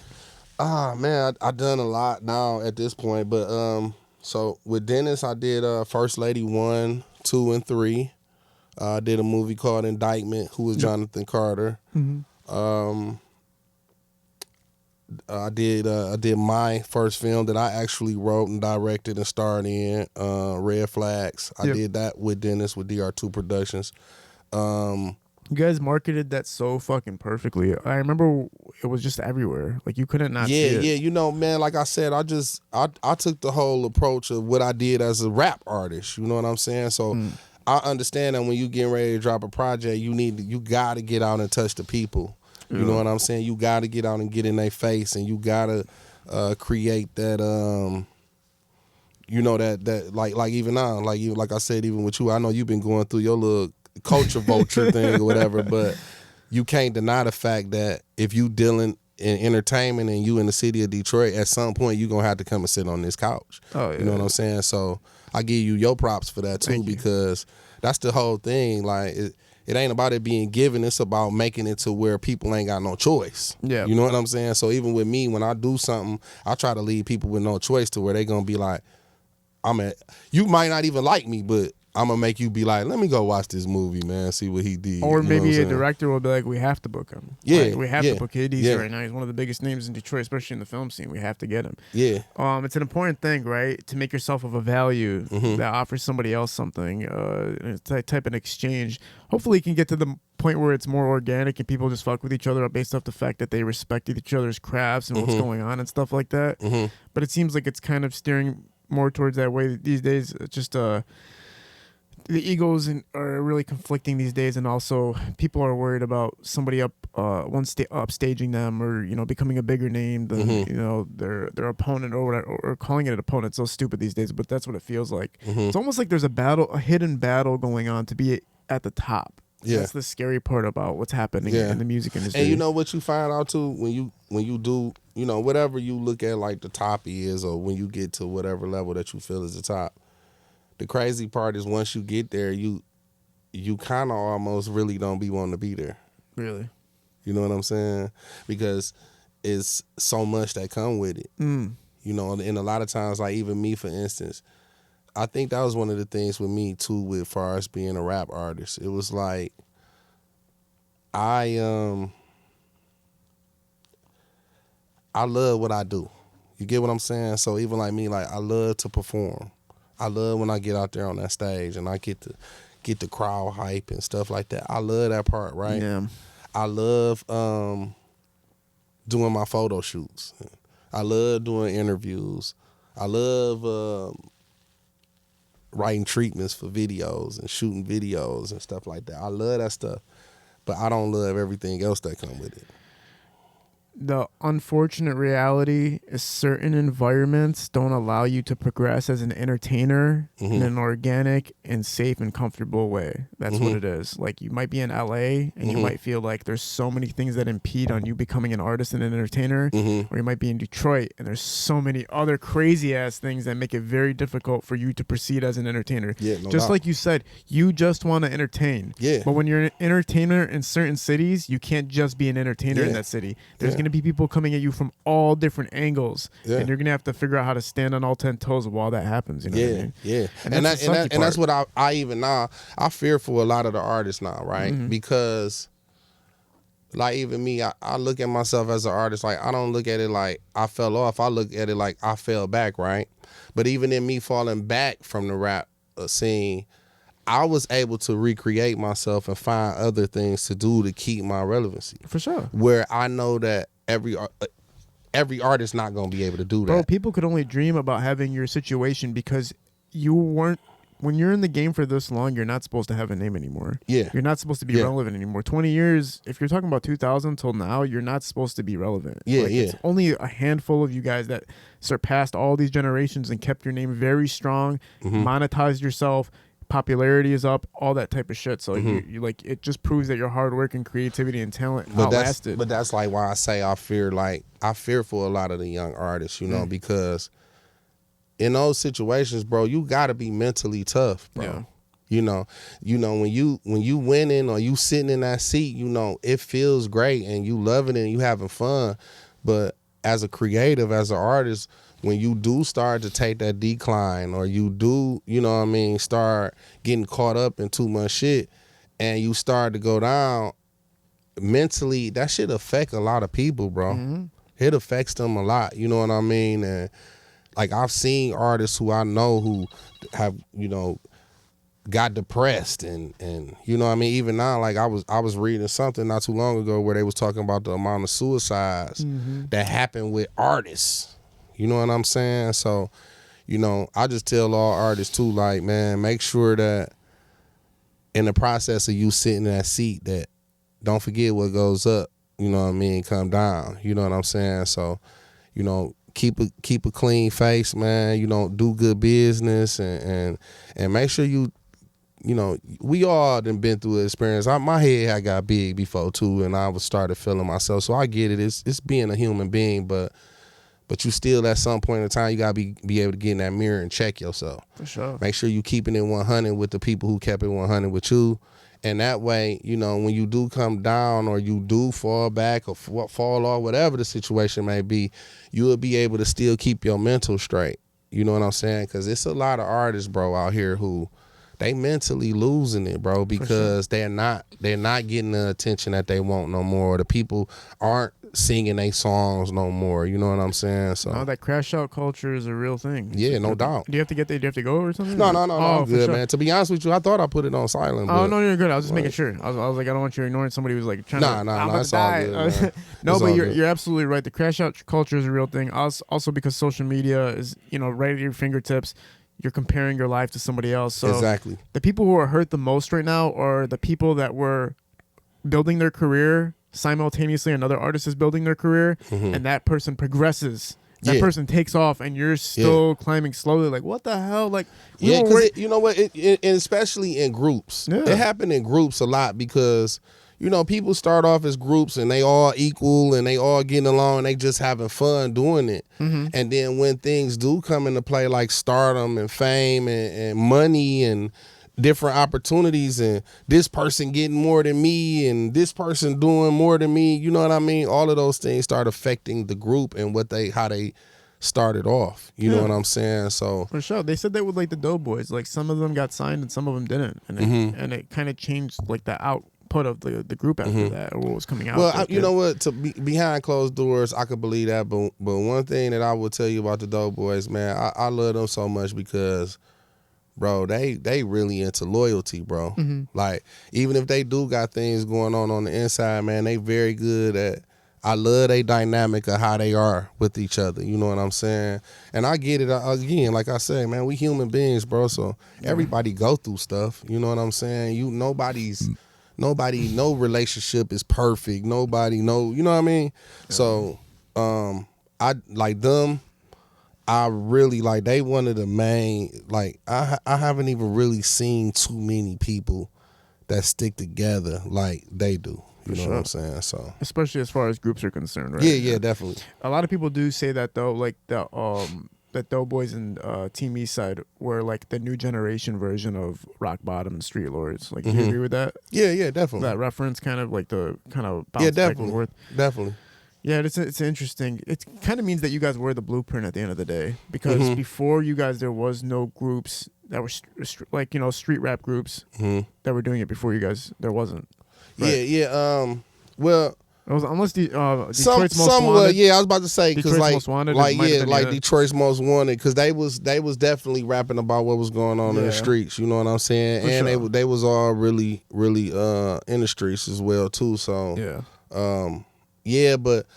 because like sometimes, man, that's why I say too. Like one thing I want the young people to understand is this: like if you an artist and you put your work in and as you're coming up and you get to a certain level, I want every artist to understand that, bro, it's not no one man who, made this. We all contributed to this. You feel me?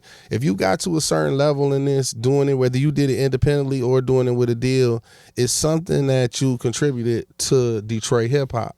And each of us, we didn't contribute the same things. You get what I'm saying? We saw I brought something different to the table. Blade brought something different to the table. Big Herc brought something different to the table. You know what I'm saying? Yeah. Team Eastside brought something different to the table. Doughboyz brought something different to the table. But the only thing that I don't get with sometimes is when people want to take credit for something else.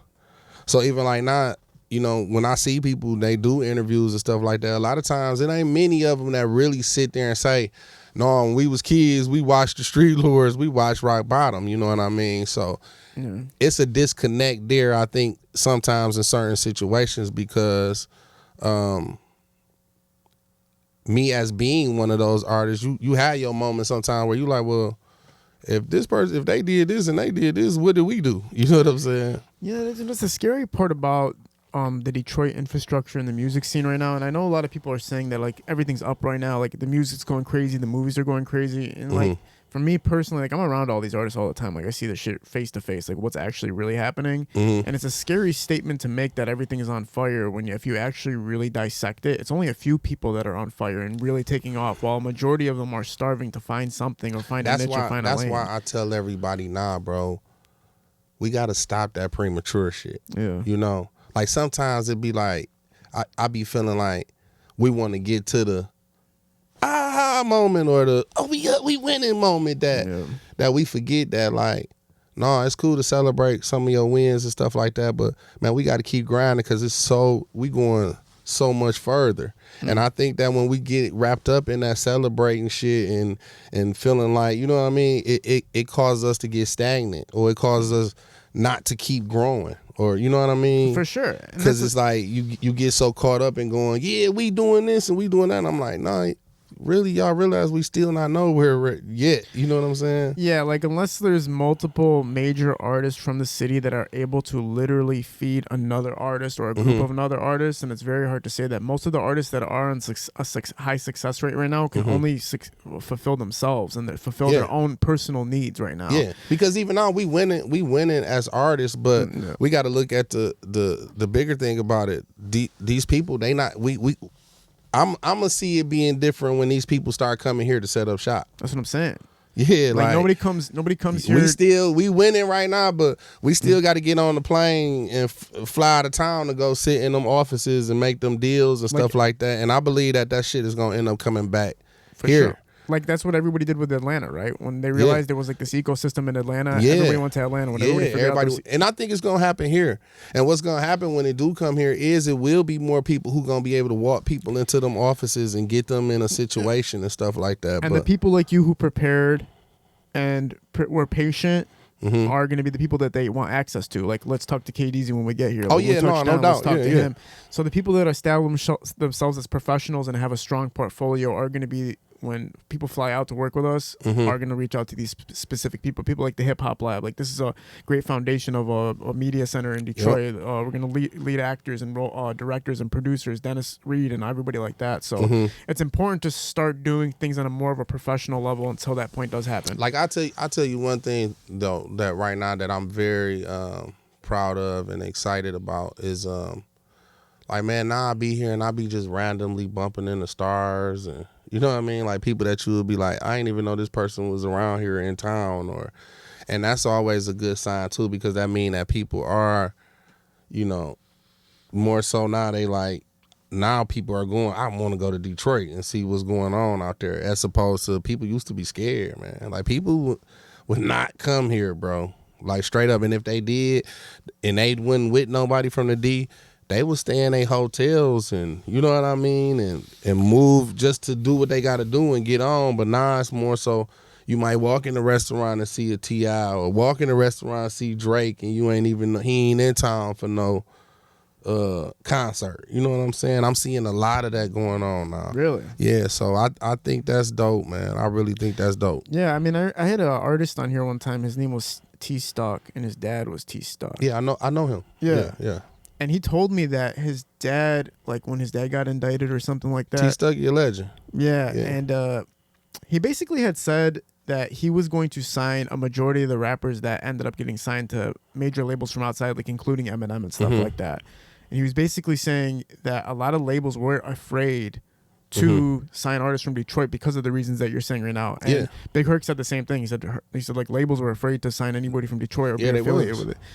And now it's not that time Not anymore. only afraid to sign them, but afraid to even come here. It's crazy. People was afraid, was it a bro. painted image or a real thing? I mean, even now, bro, like we coming out of it now, but you still like, because I travel a lot. Okay. So when I'm out of town, I'm one of them people who I do want to know what y'all, you know, I want to ask somebody from, when I'm in Denver, I want to ask somebody from Denver, what you think about my city? You know what I'm saying?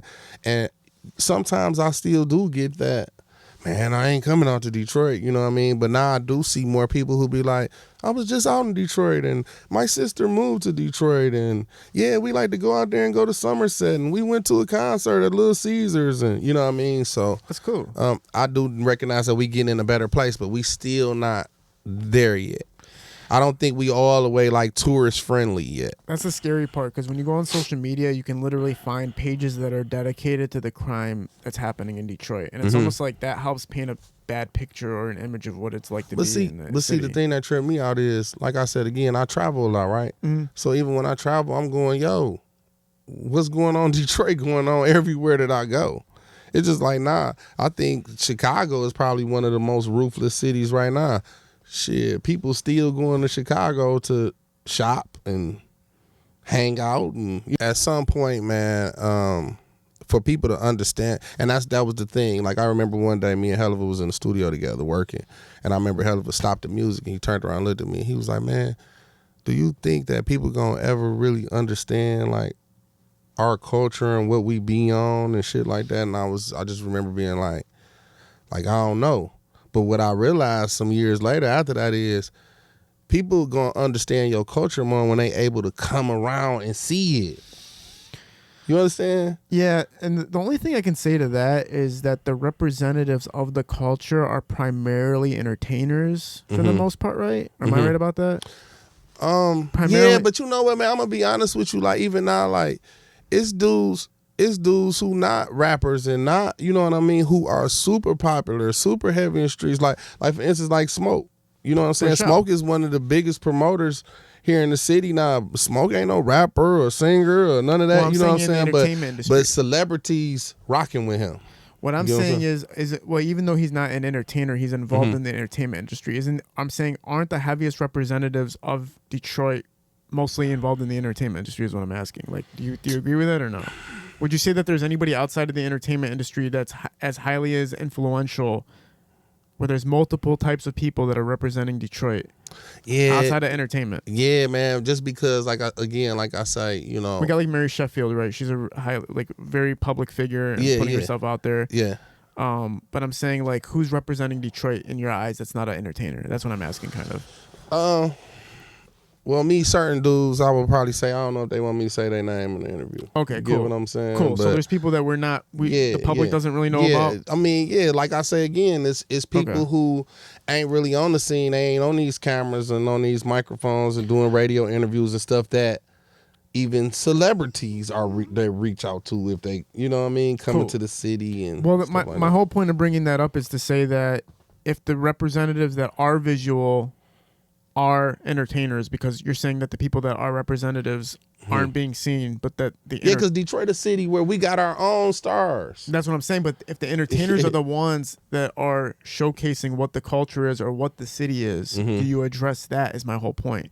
If you can't name the people that are representing the city because their names shouldn't be mentioned for whatever reason, then wouldn't it be that the entertainers are the ones that are representing the culture and what the city is right now? Yeah, and athletes. And athletes, right, yeah. and stuff like that. Well, that's a tough call, because athletes most of them aren't even from Detroit for real. Like, they fly out here to work here, or whatever, and then they bounce.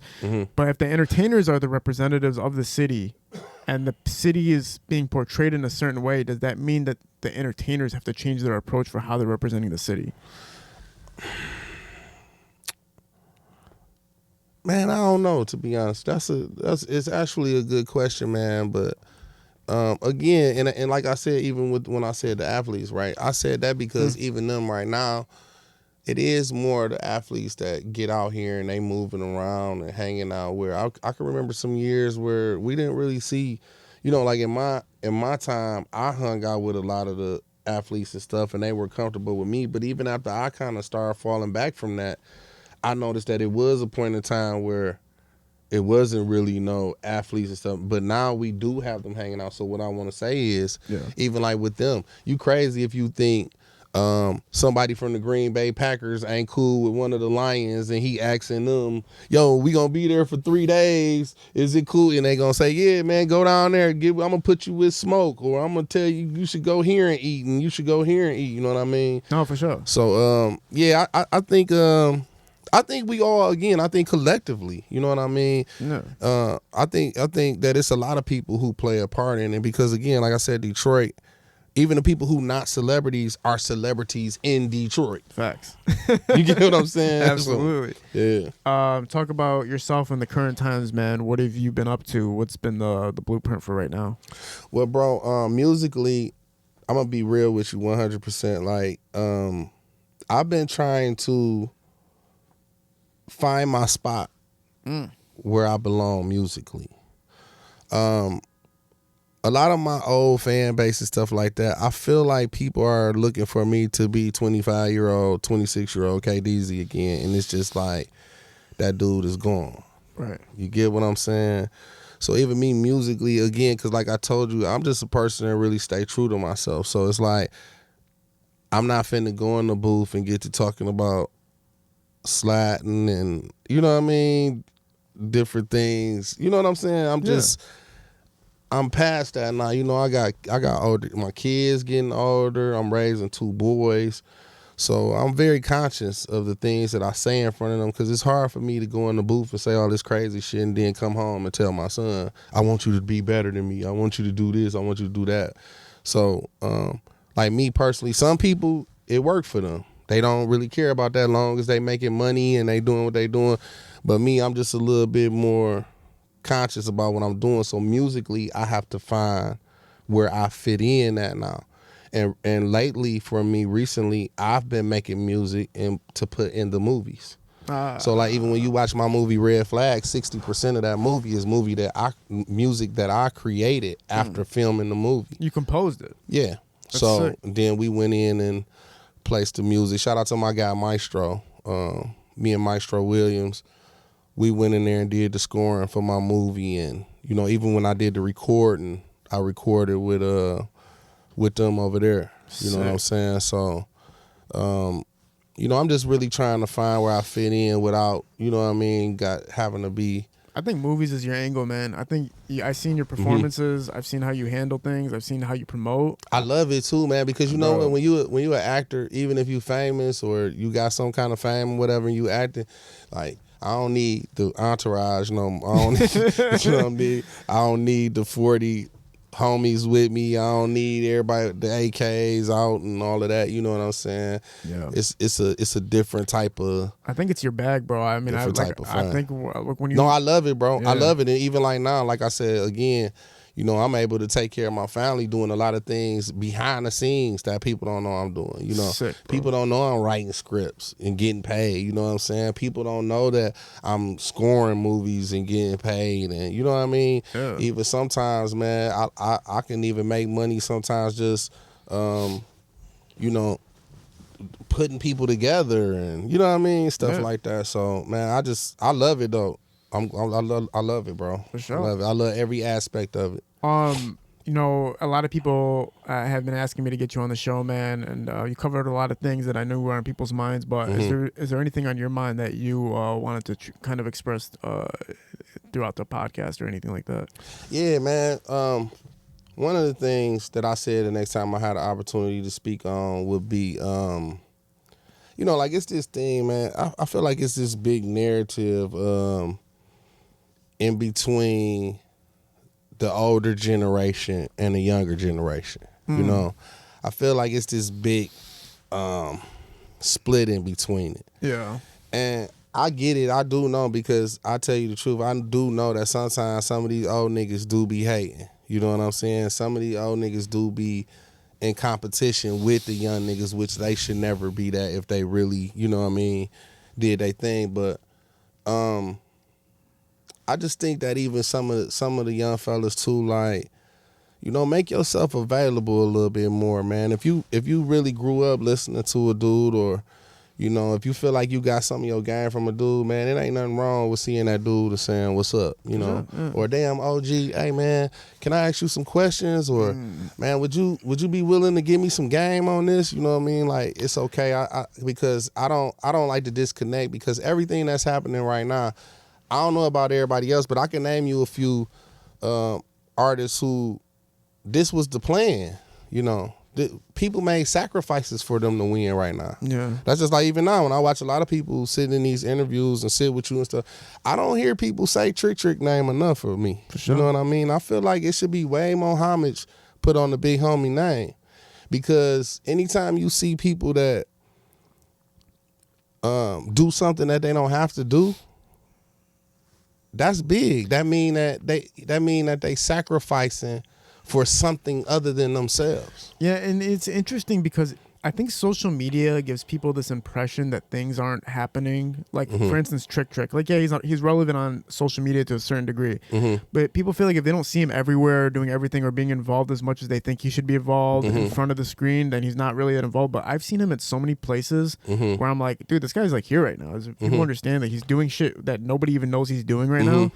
And so that's part of the disconnect. But also, I know the real disconnect because I've talked to artists from the 2000s generation and artists from this generation. I know where the disconnect is happening. Okay. The older generation, let's just say the 2000s generation doesn't know if they can reach out to the newer generation. And the newer generation doesn't know if the older generation wants to hear from them either. Like, the newer generation might look at the older generation and be like, I can't hit up right now. I can't hit up KDZ, bro. He's a legend. He's an OG. And see, I agree with you even with that to a certain extent. Yeah. But I like, even myself, man, like I'm gonna tell you something right now. Even people who watch this interview right now, if you a young artist from Detroit and you making some noise or you starting to pick up a buzz or you doing whatever you doing, I challenge you right now to go check your DM. The reason why is because a lot of these artists, I have jumped in their DMs and I just go in there and tell them, hey, man, I'm fucking with your music, bro. I like what you got going on, man. Keep up the hard work. If you ever need anything, let me know. Woo, woo. And I'm going to do blue check, everything. And 60% of the time, a lot of them don't never even say nothing back or even acknowledge that they seen my message that I sent them. So even now, if you from Detroit and you doing your thing, even if you're not just a rapper, if you a singer or anything, go check your DM. It might be a DM in there from me where I was trying to extend my hand, and you know what I'm saying? So no, yeah, I totally get what you're saying. I think too, another thing is people get caught up, like, you know, we living in a time right now where like money is everything. So a lot of times if somebody even think they got more money than you, they think that you don't have nothing to teach them or tell them. And that's not true. You know what I'm saying? And you never know what nobody got going on or what they doing. You know, you never know. Like, even now, you don't know who Juan is sitting with. Right. You get what I'm saying? Like, right. you could ruin a whole opportunity just because you might be acting a certain way or too much ego in the way, you know what I mean? But yeah, I know me, I have a good relationship with a lot of the young artists, and I talk to a lot of them. So like even me, because even now I'm not speaking for myself, I'm speaking for some of the other older cats that I talk to, and I be hearing how they feel, and you know what I mean, certain things, because you know, it'll hurt your heart, man, when you been in this, like me, I went through a real detrimental time in Detroit hip-hop here, you know what I mean? We fought for a lot of things. I sacrificed a lot of things. Like even me, when I got in that seat, I understood that it wasn't just about me. I understood, like, it was times where I went to war with them program directors and stuff like that. When I was getting played on the radio all day, every day, I didn't have to do that. I did that because I understood that it couldn't just be me or this shit might be over. Yes. Same thing. So even like now, like I said, even with the Trick situation, like some of y'all, I don't think they really understand what Trick actually did for them. Because no matter how you want to slice it up, apparently it worked. Yeah. It's more rich artists running around the city now since the no-fly zone. Yeah, the no-fly zone and the gatekeeping aspect were humongous things to impact how artists were coming here and treating the artists here, and even with the gatekeeper stuff too, right? I don't even like, even with Trick. I think he had a project, or even that was something that he was calling himself. But me personally, me knowing Trick, right? I feel like that was like, because I don't know if it was on your show, but somebody was talking, and it was like, to me, it was like this false narrative about the gatekeeping shit, right? But there's positive and negative outlooks on what gatekeeping is. Yeah, yeah. And on the positive end, with what we think Trick was trying to do was anybody who's going to come to the city can't tear it down in any type of way. And also not on top of that, if you're going to come here and work here, you have to provide back to the people and become a resource for the people that you're working around. Exactly. Some other people think that gatekeeping is, well, we're going to make sure we filter out who gets to be big and who doesn't get to be big, basically. Like, no. See, that ain't it. And I was saying that even far as like just on like Trick behalf. Yeah. You know what I'm saying? I know what Trick was doing. I know what how he was looking at what was going on. See, a lot of them, again, if you wasn't around, bro, you don't know. Yeah. So if you was a kid, you don't know what we were going through as Detroit artists. Flat out, you wasn't there. You don't know. So you don't know how much he sacrificed. You don't know how much Juan sacrificed. You don't know how much, rest in peace to my nigga Yacht, that he sacrificed. You don't know how much Rock from Rock Bottom sacrificed. You don't know how much Red sacrificed. You don't know how much Crane, Novocaine sacrificed. Well, let me ask you this then, because you are here right now and you are very associated with these people and watch these things happen. Trick doesn't do interviews, obviously. Like he made that very clear. He's not doing any type of interviews. So we're not going to be able to know what he's contributed to because he doesn't, how are we going to figure out? No, but I'm not talking to the people who don't know. Okay. I'm talking about people who do know. Oh, okay. I got you. Okay. It's people who was trying to do their thing and they was feeling it. They was knowing what was going on, bro. We fought for radio shit, bro. You feel me? Getting on them, like even now, like certain things that was happening, like even with the like for instance, like I fought for that shit, like being on them summer jams and stuff like that, and them putting artists on too early and all that. I was one of the first artists who was fighting for that kind of shit. That's how I ended up being one of the first artists who was going on summer jam stage before the headliner or even going last. Yes. You know what I'm saying? So like all of those things is things that somebody had to step in, and like I said, no matter how you slice it, after Trick did the no-fly zone and all of that kind of shit, what do you see now? For sure. People have to pay. They fucking with the city. They doing what they should do, because even us, imagine back in the days when we used to watch artists come into town and then they come into town making $250,000, $300,000 to do a show and they ain't even stop nowhere and buy a sandwich. You know what I'm saying? They ain't even shake nobody hand, or you know what I'm saying? And then when it come time for stuff like shoes for shorties and coats for kids, they calling us to do it. And we going, well, no, y'all just gave such and such $400,000. You know what I mean? So that's the problem when hip hop started off as this thing with high integrity, high value, high amounts of contribution to each other as artists, as entertainers, as producers, as DJs, and then you took it to somebody took it and made it completely a business. Where it's like, no, this is a business. I'm an entrepreneur. Even though I'm a rapper, I'm actually really an entrepreneur. Yeah. And entrepreneurs don't help other people. Like, unless it's going to benefit me, I'm not helping anybody else. So when you took something with some, yes. Yeah. When you took hip hop's integrity and you just totally made it a money manufacturing machine, then that's where people just go, fuck everybody. Unless you're making money for me, I'm not making money for you. You know what I'm saying? So that's the scary part about what's happening with hip hop. But Chanel talked about that. Chanel said that, you know, Icewood Vezo, you guys were Summer Jam situation was the Summer Jam wasn't trying to put everybody on, and there was a lot of arguments. Yeah, to because make that happen. I watched them. Okay, so like even the last couple of years, I had watched what happened, and they had started creating this whole like other stage, and I'm going, why is it a whole other stage for these people who they got songs on the radio playing every day in the city? They getting booked in the city. Like even now, it's a lot of artists right now. When I see artists that can go, they from here and they can go to the club from here and they can go pick up 10, 15, 20,000 to go to the club. They don't got no business being on no separate stage.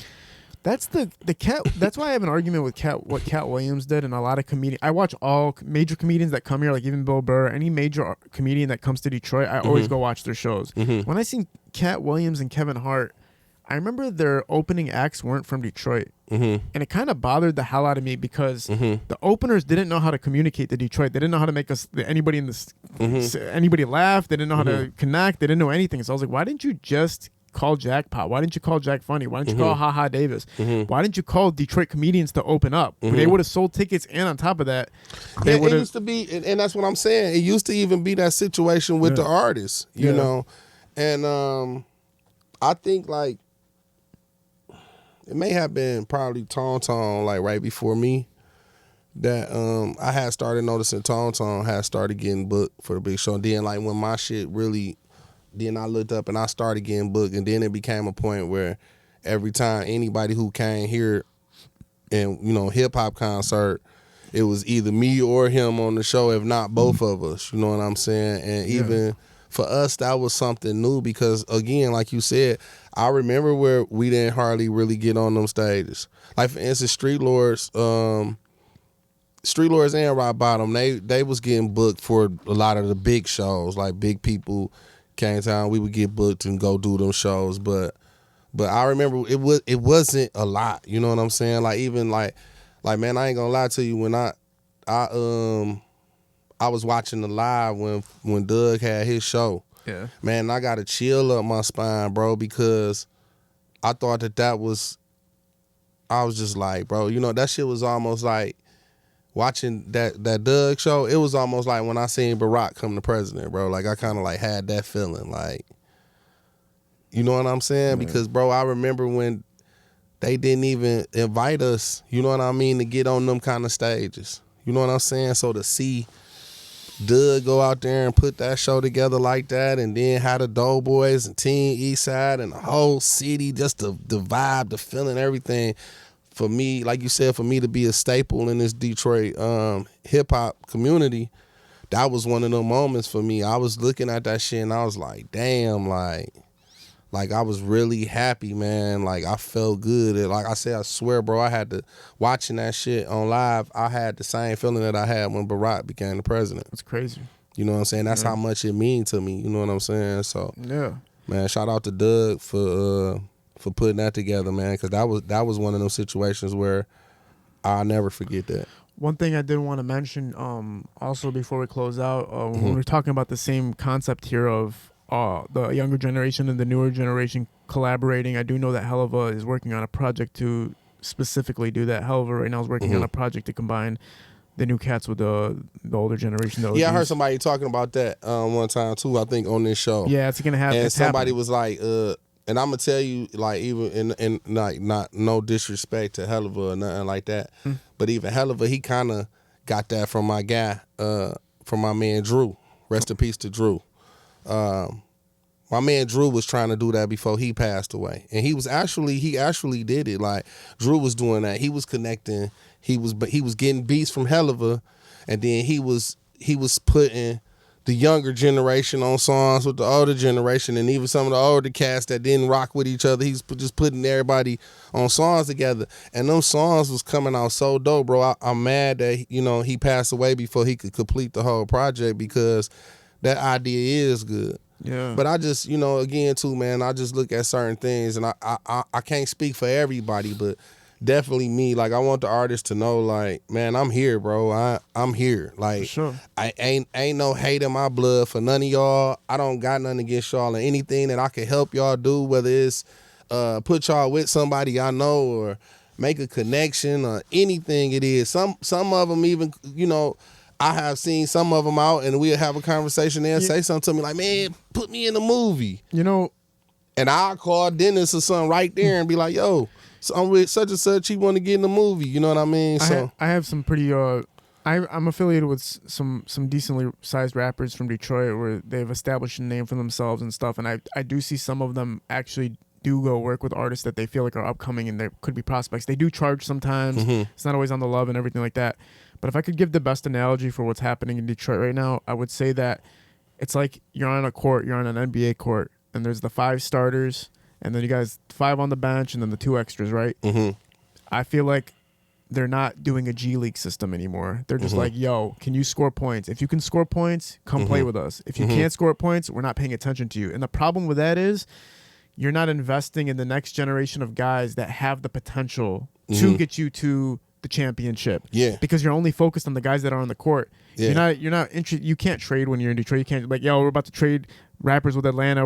No, you have to help the G League out, or you have to help the guys that are veterans. Yeah. Because they can bring something to the table. Yeah. But they're only worried about who can bring them money right now. Yeah. These rappers right now are not just rappers. They are straight up entrepreneurs. They need to figure out, how do I make as much money as I can right now before my run is over? Yeah. How much money can I make before my run is over? So anything that's a risk or a gamble, I'm going to stay away from it. That's the mindset of these rappers, because if they're getting signed to labels and they got to pay back this money, they can't take risks. If they got family and people to feed, they can't take risks. So they're not thinking about anybody but themselves right now. But guess what it's going to do in the long run? It's going to destroy the infrastructure of the city's music. Because with risk comes reward. Yeah. So no matter if you don't want to or none of that, or if you don't take some kind of risk at some point in time, it will be over. For everybody. And, you know, one thing I want to add to even what you just said right there is like, man, And even in some situations, bro, I know like you shouldn't be, you know, like, cause now, you know, with social media, you got so many, everybody a motivational speaker now, and everybody, they just shooting all these ideas out here, and they even telling people some shit that work for them.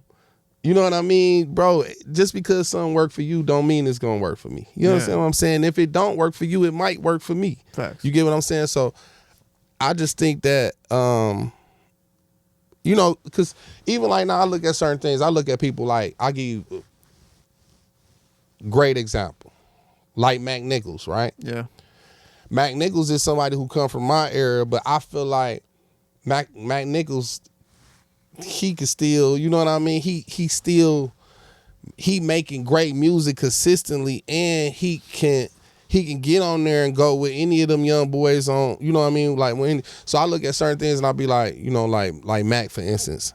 I want to see, you know, some of these artists that got deals and they are in a situation. I just want to see them, you know, put somebody like Mac on your album. Yeah. You know, Juan home now, call Juan, you know what I mean? Well, I know why it's not happening. It's simply because, just like boxing right now, what's the biggest boxing match coming to the world right now? Mike Tyson and the Paul.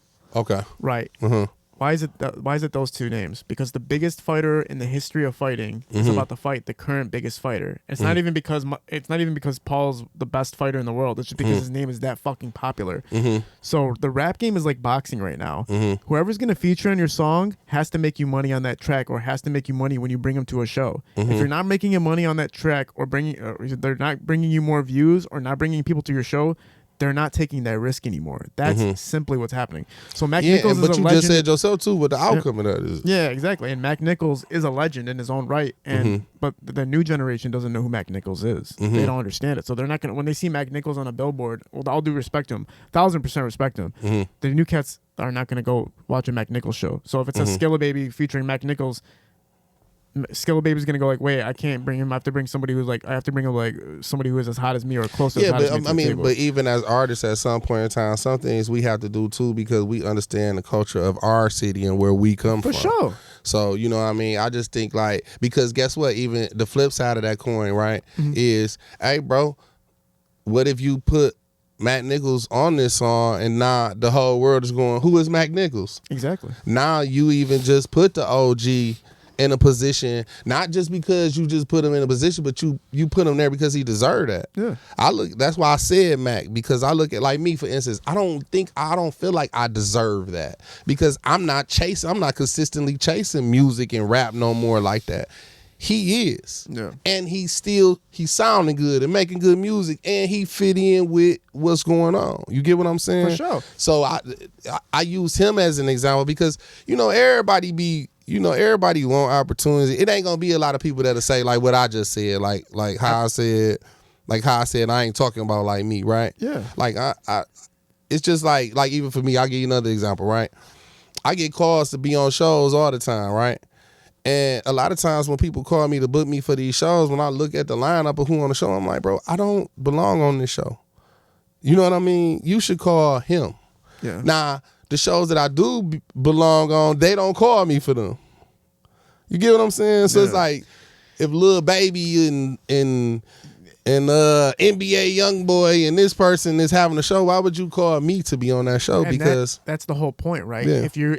If everybody wants to see the Detroit infrastructure evolve, they have to do what you just said. Everybody has to work together where it makes sense, but at the same time, it can't always be about business. It has to be about what's going to sound great, what's going to help elevate another person. So what you're saying is the ideal solution for how to keep the infrastructure going. Somebody in my Instagram Live made the best point yesterday. He said, right now, Detroit's music is imploding on itself, and he's like, and nobody's seeing it coming. He said we had the spotlight when T Grizzly came out with First Day Out, and Sada Baby had his run. Yeah, the city was on fire to the point where we were getting super exposure from the labels and everything. There was so much happening, but unfortunately, because nobody became a resource for upcoming artists and nobody became a resource for the older artists, it's gonna eventually fuse out, and that's what's happening right now before people's eyes. This scene is fusing out. Yeah. So unless people do what you're saying right now, it's going to fuse out. Yeah, because even like, okay, so even like look like look at like Cash Doll, right? Yeah, hell yeah. Her redoing the old boy shit, right? Mm-hmm. Now, again, I have had people who reach out to me and want to try to like do certain my songs over again and shit, but the one thing about it is a lot of times I was always taught that if you take a song and you redo it or whatever, it should either be as good as the original, if not better, right? So even like with that, I love that Cash Doll chose to do that, and she did it the way that she did it. Put all them different artists on there. Everybody showed up. I don't even know who the weakest link on verse tip on there is, and it's a hot record. You know what I mean? I thought that was big. I saluted Cash Doll for doing that because she took something that was a monumental Detroit record, a Detroit anthem, and she took that and she redid that. Now, the outcome of that is, guess what? The people who listening, now they're gonna want to say, yo, she got that from who? Let me go back and learn, or let me see who. Because even like on that song, some of them artists, they are all established artists, but some of them artists, she didn't have to put them on that record. Right. You feel what I'm saying? Like some of them is still trying to come up in the game, and for Cash Doll to share her platform with them, that was huge. And sure. Especially, you know, when you see women, you know what I mean, doing stuff like that, that's really big because she didn't have to do that. For sure, yeah. She could have easily said, I'm going to just do this song with such and such and such, and that's it. Yeah. So she gave everybody, because even now, some of them, I bet you have blown up more since they did that record. For sure. When they actually recorded it, what I'm saying is they probably weren't even at the status that they at now. For sure. You know what I'm saying? So I think that's big. But again, I said that because for her to even take that record, that's big. That's a record that was made, bro, 20-something years ago. No, you know what sure. I mean? But it's a staple in Detroit. So for her to take that record and make it as hot, if not hotter, here in 2024, 23, whatever, I think that's big. And I think even that kind of stuff is just, you know. But you got some people too who, a lot of people feel that they deserve things that they don't really deserve yet. And that's what I meant by the premature stuff. Oh, for sure. 100%. It's just like, you know, you got some rappers who, they got a little bit of buzz and they be feeling like, oh, Babyface Ray's supposed to do a verse with me for free. Yeah. Nah, I felt bro. that with the podcast When you put the work in and Babyface got to come find you, then he gonna probably give you a verse for free. If he still want to do that now. Absolutely. So it's just, you know, I tell people that too all the time. Like, man, don't be afraid to put the work in, deserve your spot, instead of just thinking that somebody owe it to you, or, you know, or just because you had a radio you had a record on the radio on the mix show or something. Like, nah, bro. When you put that work in and you really are that one, somebody, they gonna see it. Sure. And they gonna want to attach themselves to you because they see that you going places. Yes. So stop getting so personal and stop getting so emotional when these artists, you know, you feel like they should do this and do that. It don't work like that, man. When you put yourself in the right position and you put that work in, them same artists that you want to do a song with, they gonna be on your phone looking for you. You know what I'm saying? So, you know, let's get back to putting the work in.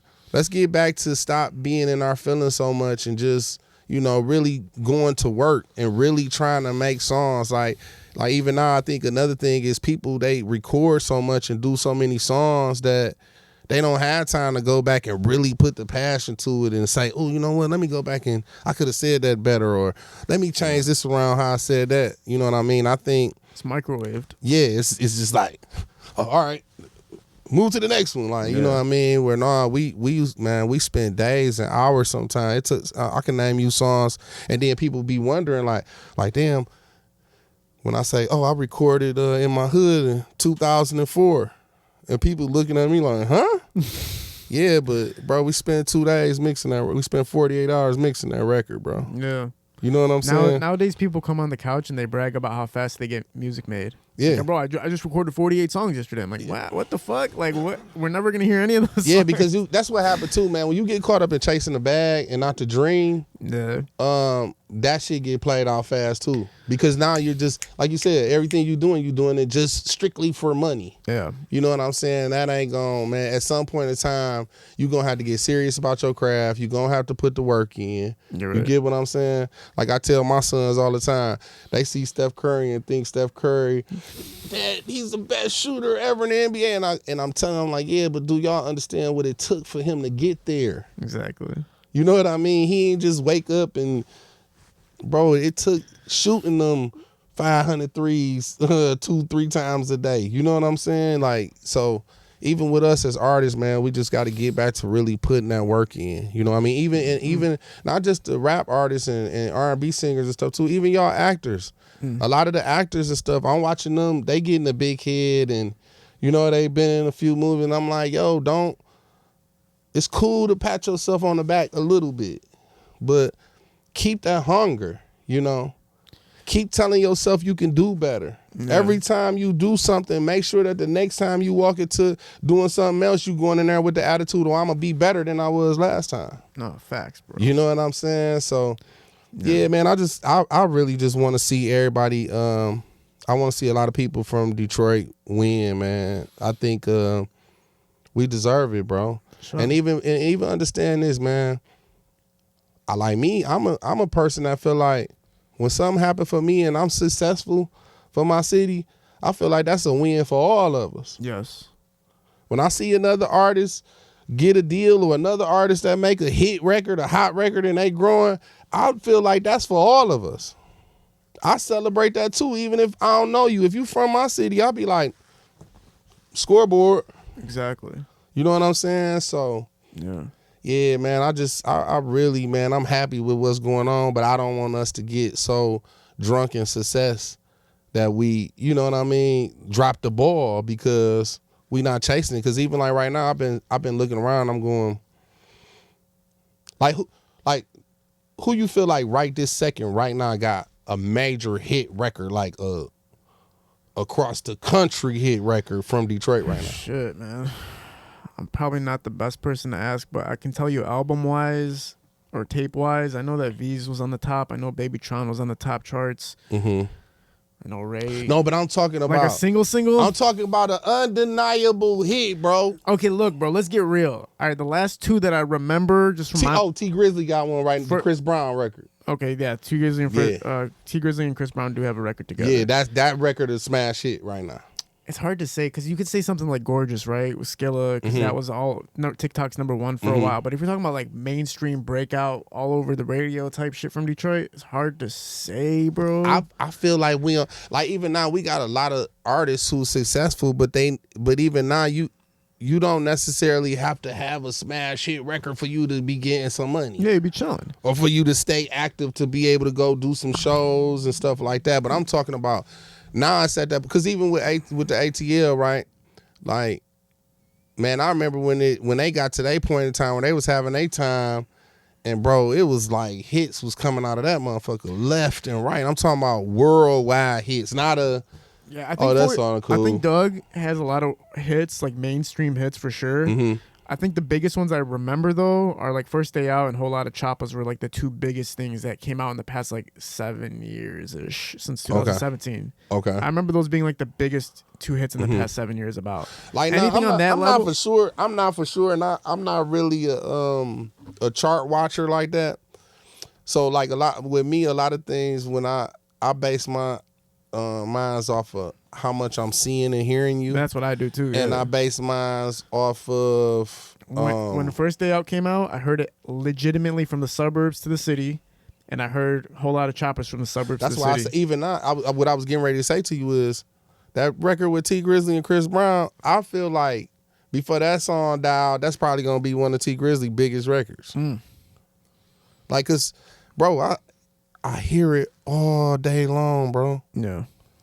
I hear, and I'm talking about, again, I tell you, I travel a lot. Yeah. So I ain't saying, I just hear it when I'm in Detroit. I'm talking about everywhere I'm going, I'm hearing that record nonstop. That record come on everywhere all day long. That's the thing. You're making a vision for now that it's going to be one of the biggest songs that come out. Yeah. Yeah. Is there any projects or anything you want to promote? Oh, yeah, definitely. I want everybody to keep watching my movie, Red Flagz. And that's Red Flagz with a Z. Not an S. Make sure y'all watching the right movie. The Tubi's fucking you up with the search bar. Man, because I feel, you know what, the Red Flagz movie, it was up before mine. And, you know, I think that I think after my movie came out, I think a lot of people, because I was getting a lot of that, people were confused. You know, and sometimes it'll take them to the like this movie's bullshit. They're man. like, What this the ain't fuck? like where my people at type. You know what I mean? Yeah. So, yeah, make sure y'all just watch that, man. If y'all really love me, y'all support me, man. Go watch my movie because, and I'm gonna tell you why. Not just because I'm saying go watch it, but I want y'all to know, man. I really put my blood, sweat, and tears into that project. That's why even now, that movie been out, you know, for over a year, but you still see me promoting it the way I did because, bro, I put my life into that. You feel me? Like, I really sat down. I wrote that with a fucking pen and paper, bro. For sure. You feel me? And I really did. I took every step and I really put my passion into doing that project. Sometimes when I'm on this couch, like, I'll be talking to artists and we'll joke around about Tubi or whatever the fuck. Mm-hmm. But then I'll be like, name me some actually good Tubi movies. And then Red Flagz always comes up. Like, Oh, just, yeah, you know no, what I'm man. And I'm going to tell y'all, even like with that, all that, again, laugh now, cry later. For sure. You know, because in all actuality, if y'all want to keep it real, a lot of the Tubi actors now, they making more money than some of the people who in them big movies. For sure. You know, and it's more opportunities. A lot of it is independent. You know what I mean? So, you know, because I look at it and I say to myself, you know, to see where we come from in these amount of years, like I was around Dennis when, you know what I mean, I know he was feeling like he was ready to quit or give it up because, you know what I mean, he was waiting on his thing to pop, and he had to, you got to think, he had to put out these books, man, and he had restaurants and clubs and all of these things, and he waiting on his moment for what he really passionate about. Yeah. So even now, like, to see him, you know what I mean, where he is and doing what he doing, man, he deserved that. You get what I'm saying? And you know, y'all may be laughing or Tubi this or whatever, but shit, Dennis laughing to the bank. Yeah, you guys are all turning into millionaires, so there's nothing to laugh about when you it know comes what to I'm that saying? shit. So it's like, yeah, and to be honest with you, I mean, look at the movie game right now, man. It's watered down, bro. Yeah. So even now, the Tubi movies, they're more real to the people. They, you know, people understand they vibing with these stories because these are things that, you know, been a part of their life and stuff too as well. Yeah, the relatability is way higher in the underground film scene right now than it is in Hollywood. Exactly. They can't relate to Hollywood for shit anymore. Exactly. And even me, again, like I said 50 times, I travel a lot, bro. So I see the response.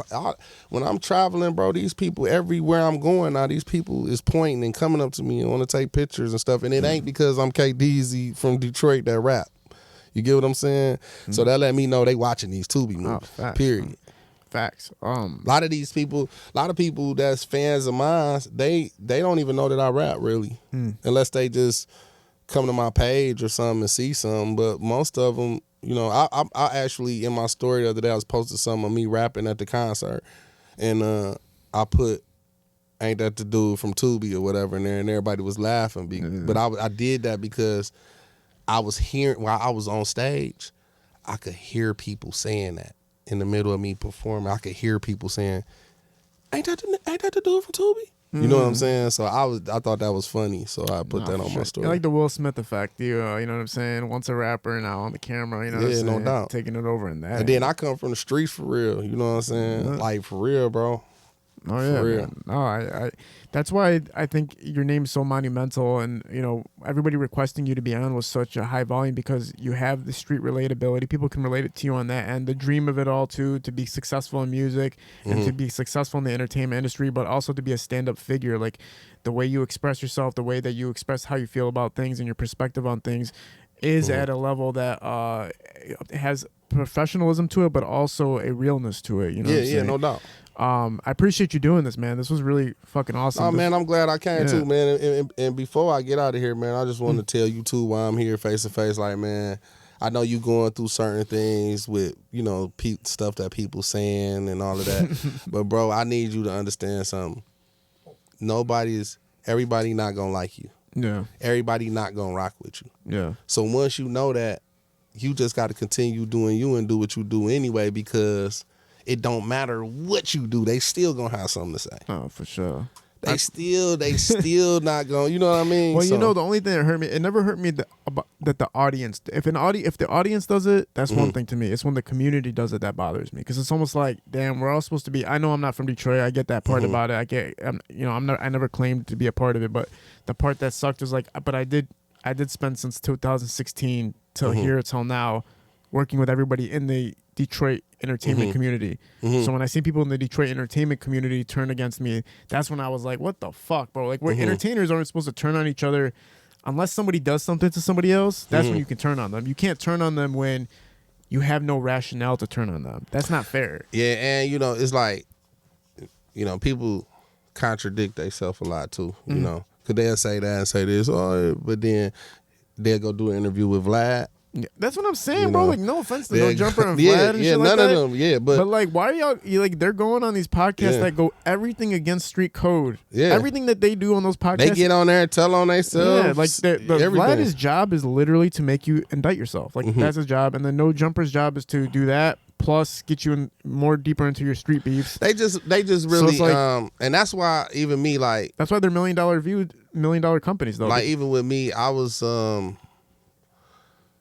skeptical at first for a second about coming on here, right? Yeah. So, but usually with me, when I get skeptical about things, what I do is I do my own homework, so, because even myself, like, I'm not just a super interview person. Like, I usually sit on places and do an interview where I'm comfortable at with people who I'm comfortable with. You know what I'm saying? And one thing that I did notice about you too is I was like when I seen you bring Awesome Dre on, man, that meant a lot. You know what I'm saying? Because he deserved to come up here and talk to you and tell his story. And even for those who don't know him or he was before their time, like, you still need to know that he's a part of this Detroit rap history. Yeah, bro. I'm not gonna lie to you. Eminem's main fan page shouted out that interview, which was fucking phenomenal for him and me, because I'm not gonna lie, before I do an interview with somebody, I screenshot their following and shit like that on all social media platforms, and I watched his raise, and I felt good as fuck about that. The fact that people are going to check him out, or people who forgot that he existed, or people that have been looking for him, or people that haven't heard about him, got to figure out about him. Yeah. You know what I'm saying? Yeah. So that did fucking feel good to me, bro. Because his energy is so crazy, bro. Like, he deserves to be a part of the game still. Like, you know what I'm saying? So, that's that. I'm glad you brought that up, and I do appreciate you saying that for me as well, man. Especially somebody with the legacy that you've created. Appreciate you doing this. We'll get you back on again soon whenever you got something to promote. No doubt, man. No doubt. I'll come up here and chop it up anytime. For sure. You know what I'm saying? Appreciate you being a part of this. We're at Parallel Sound Studio, High Level Visual Shooting Productions. We're out.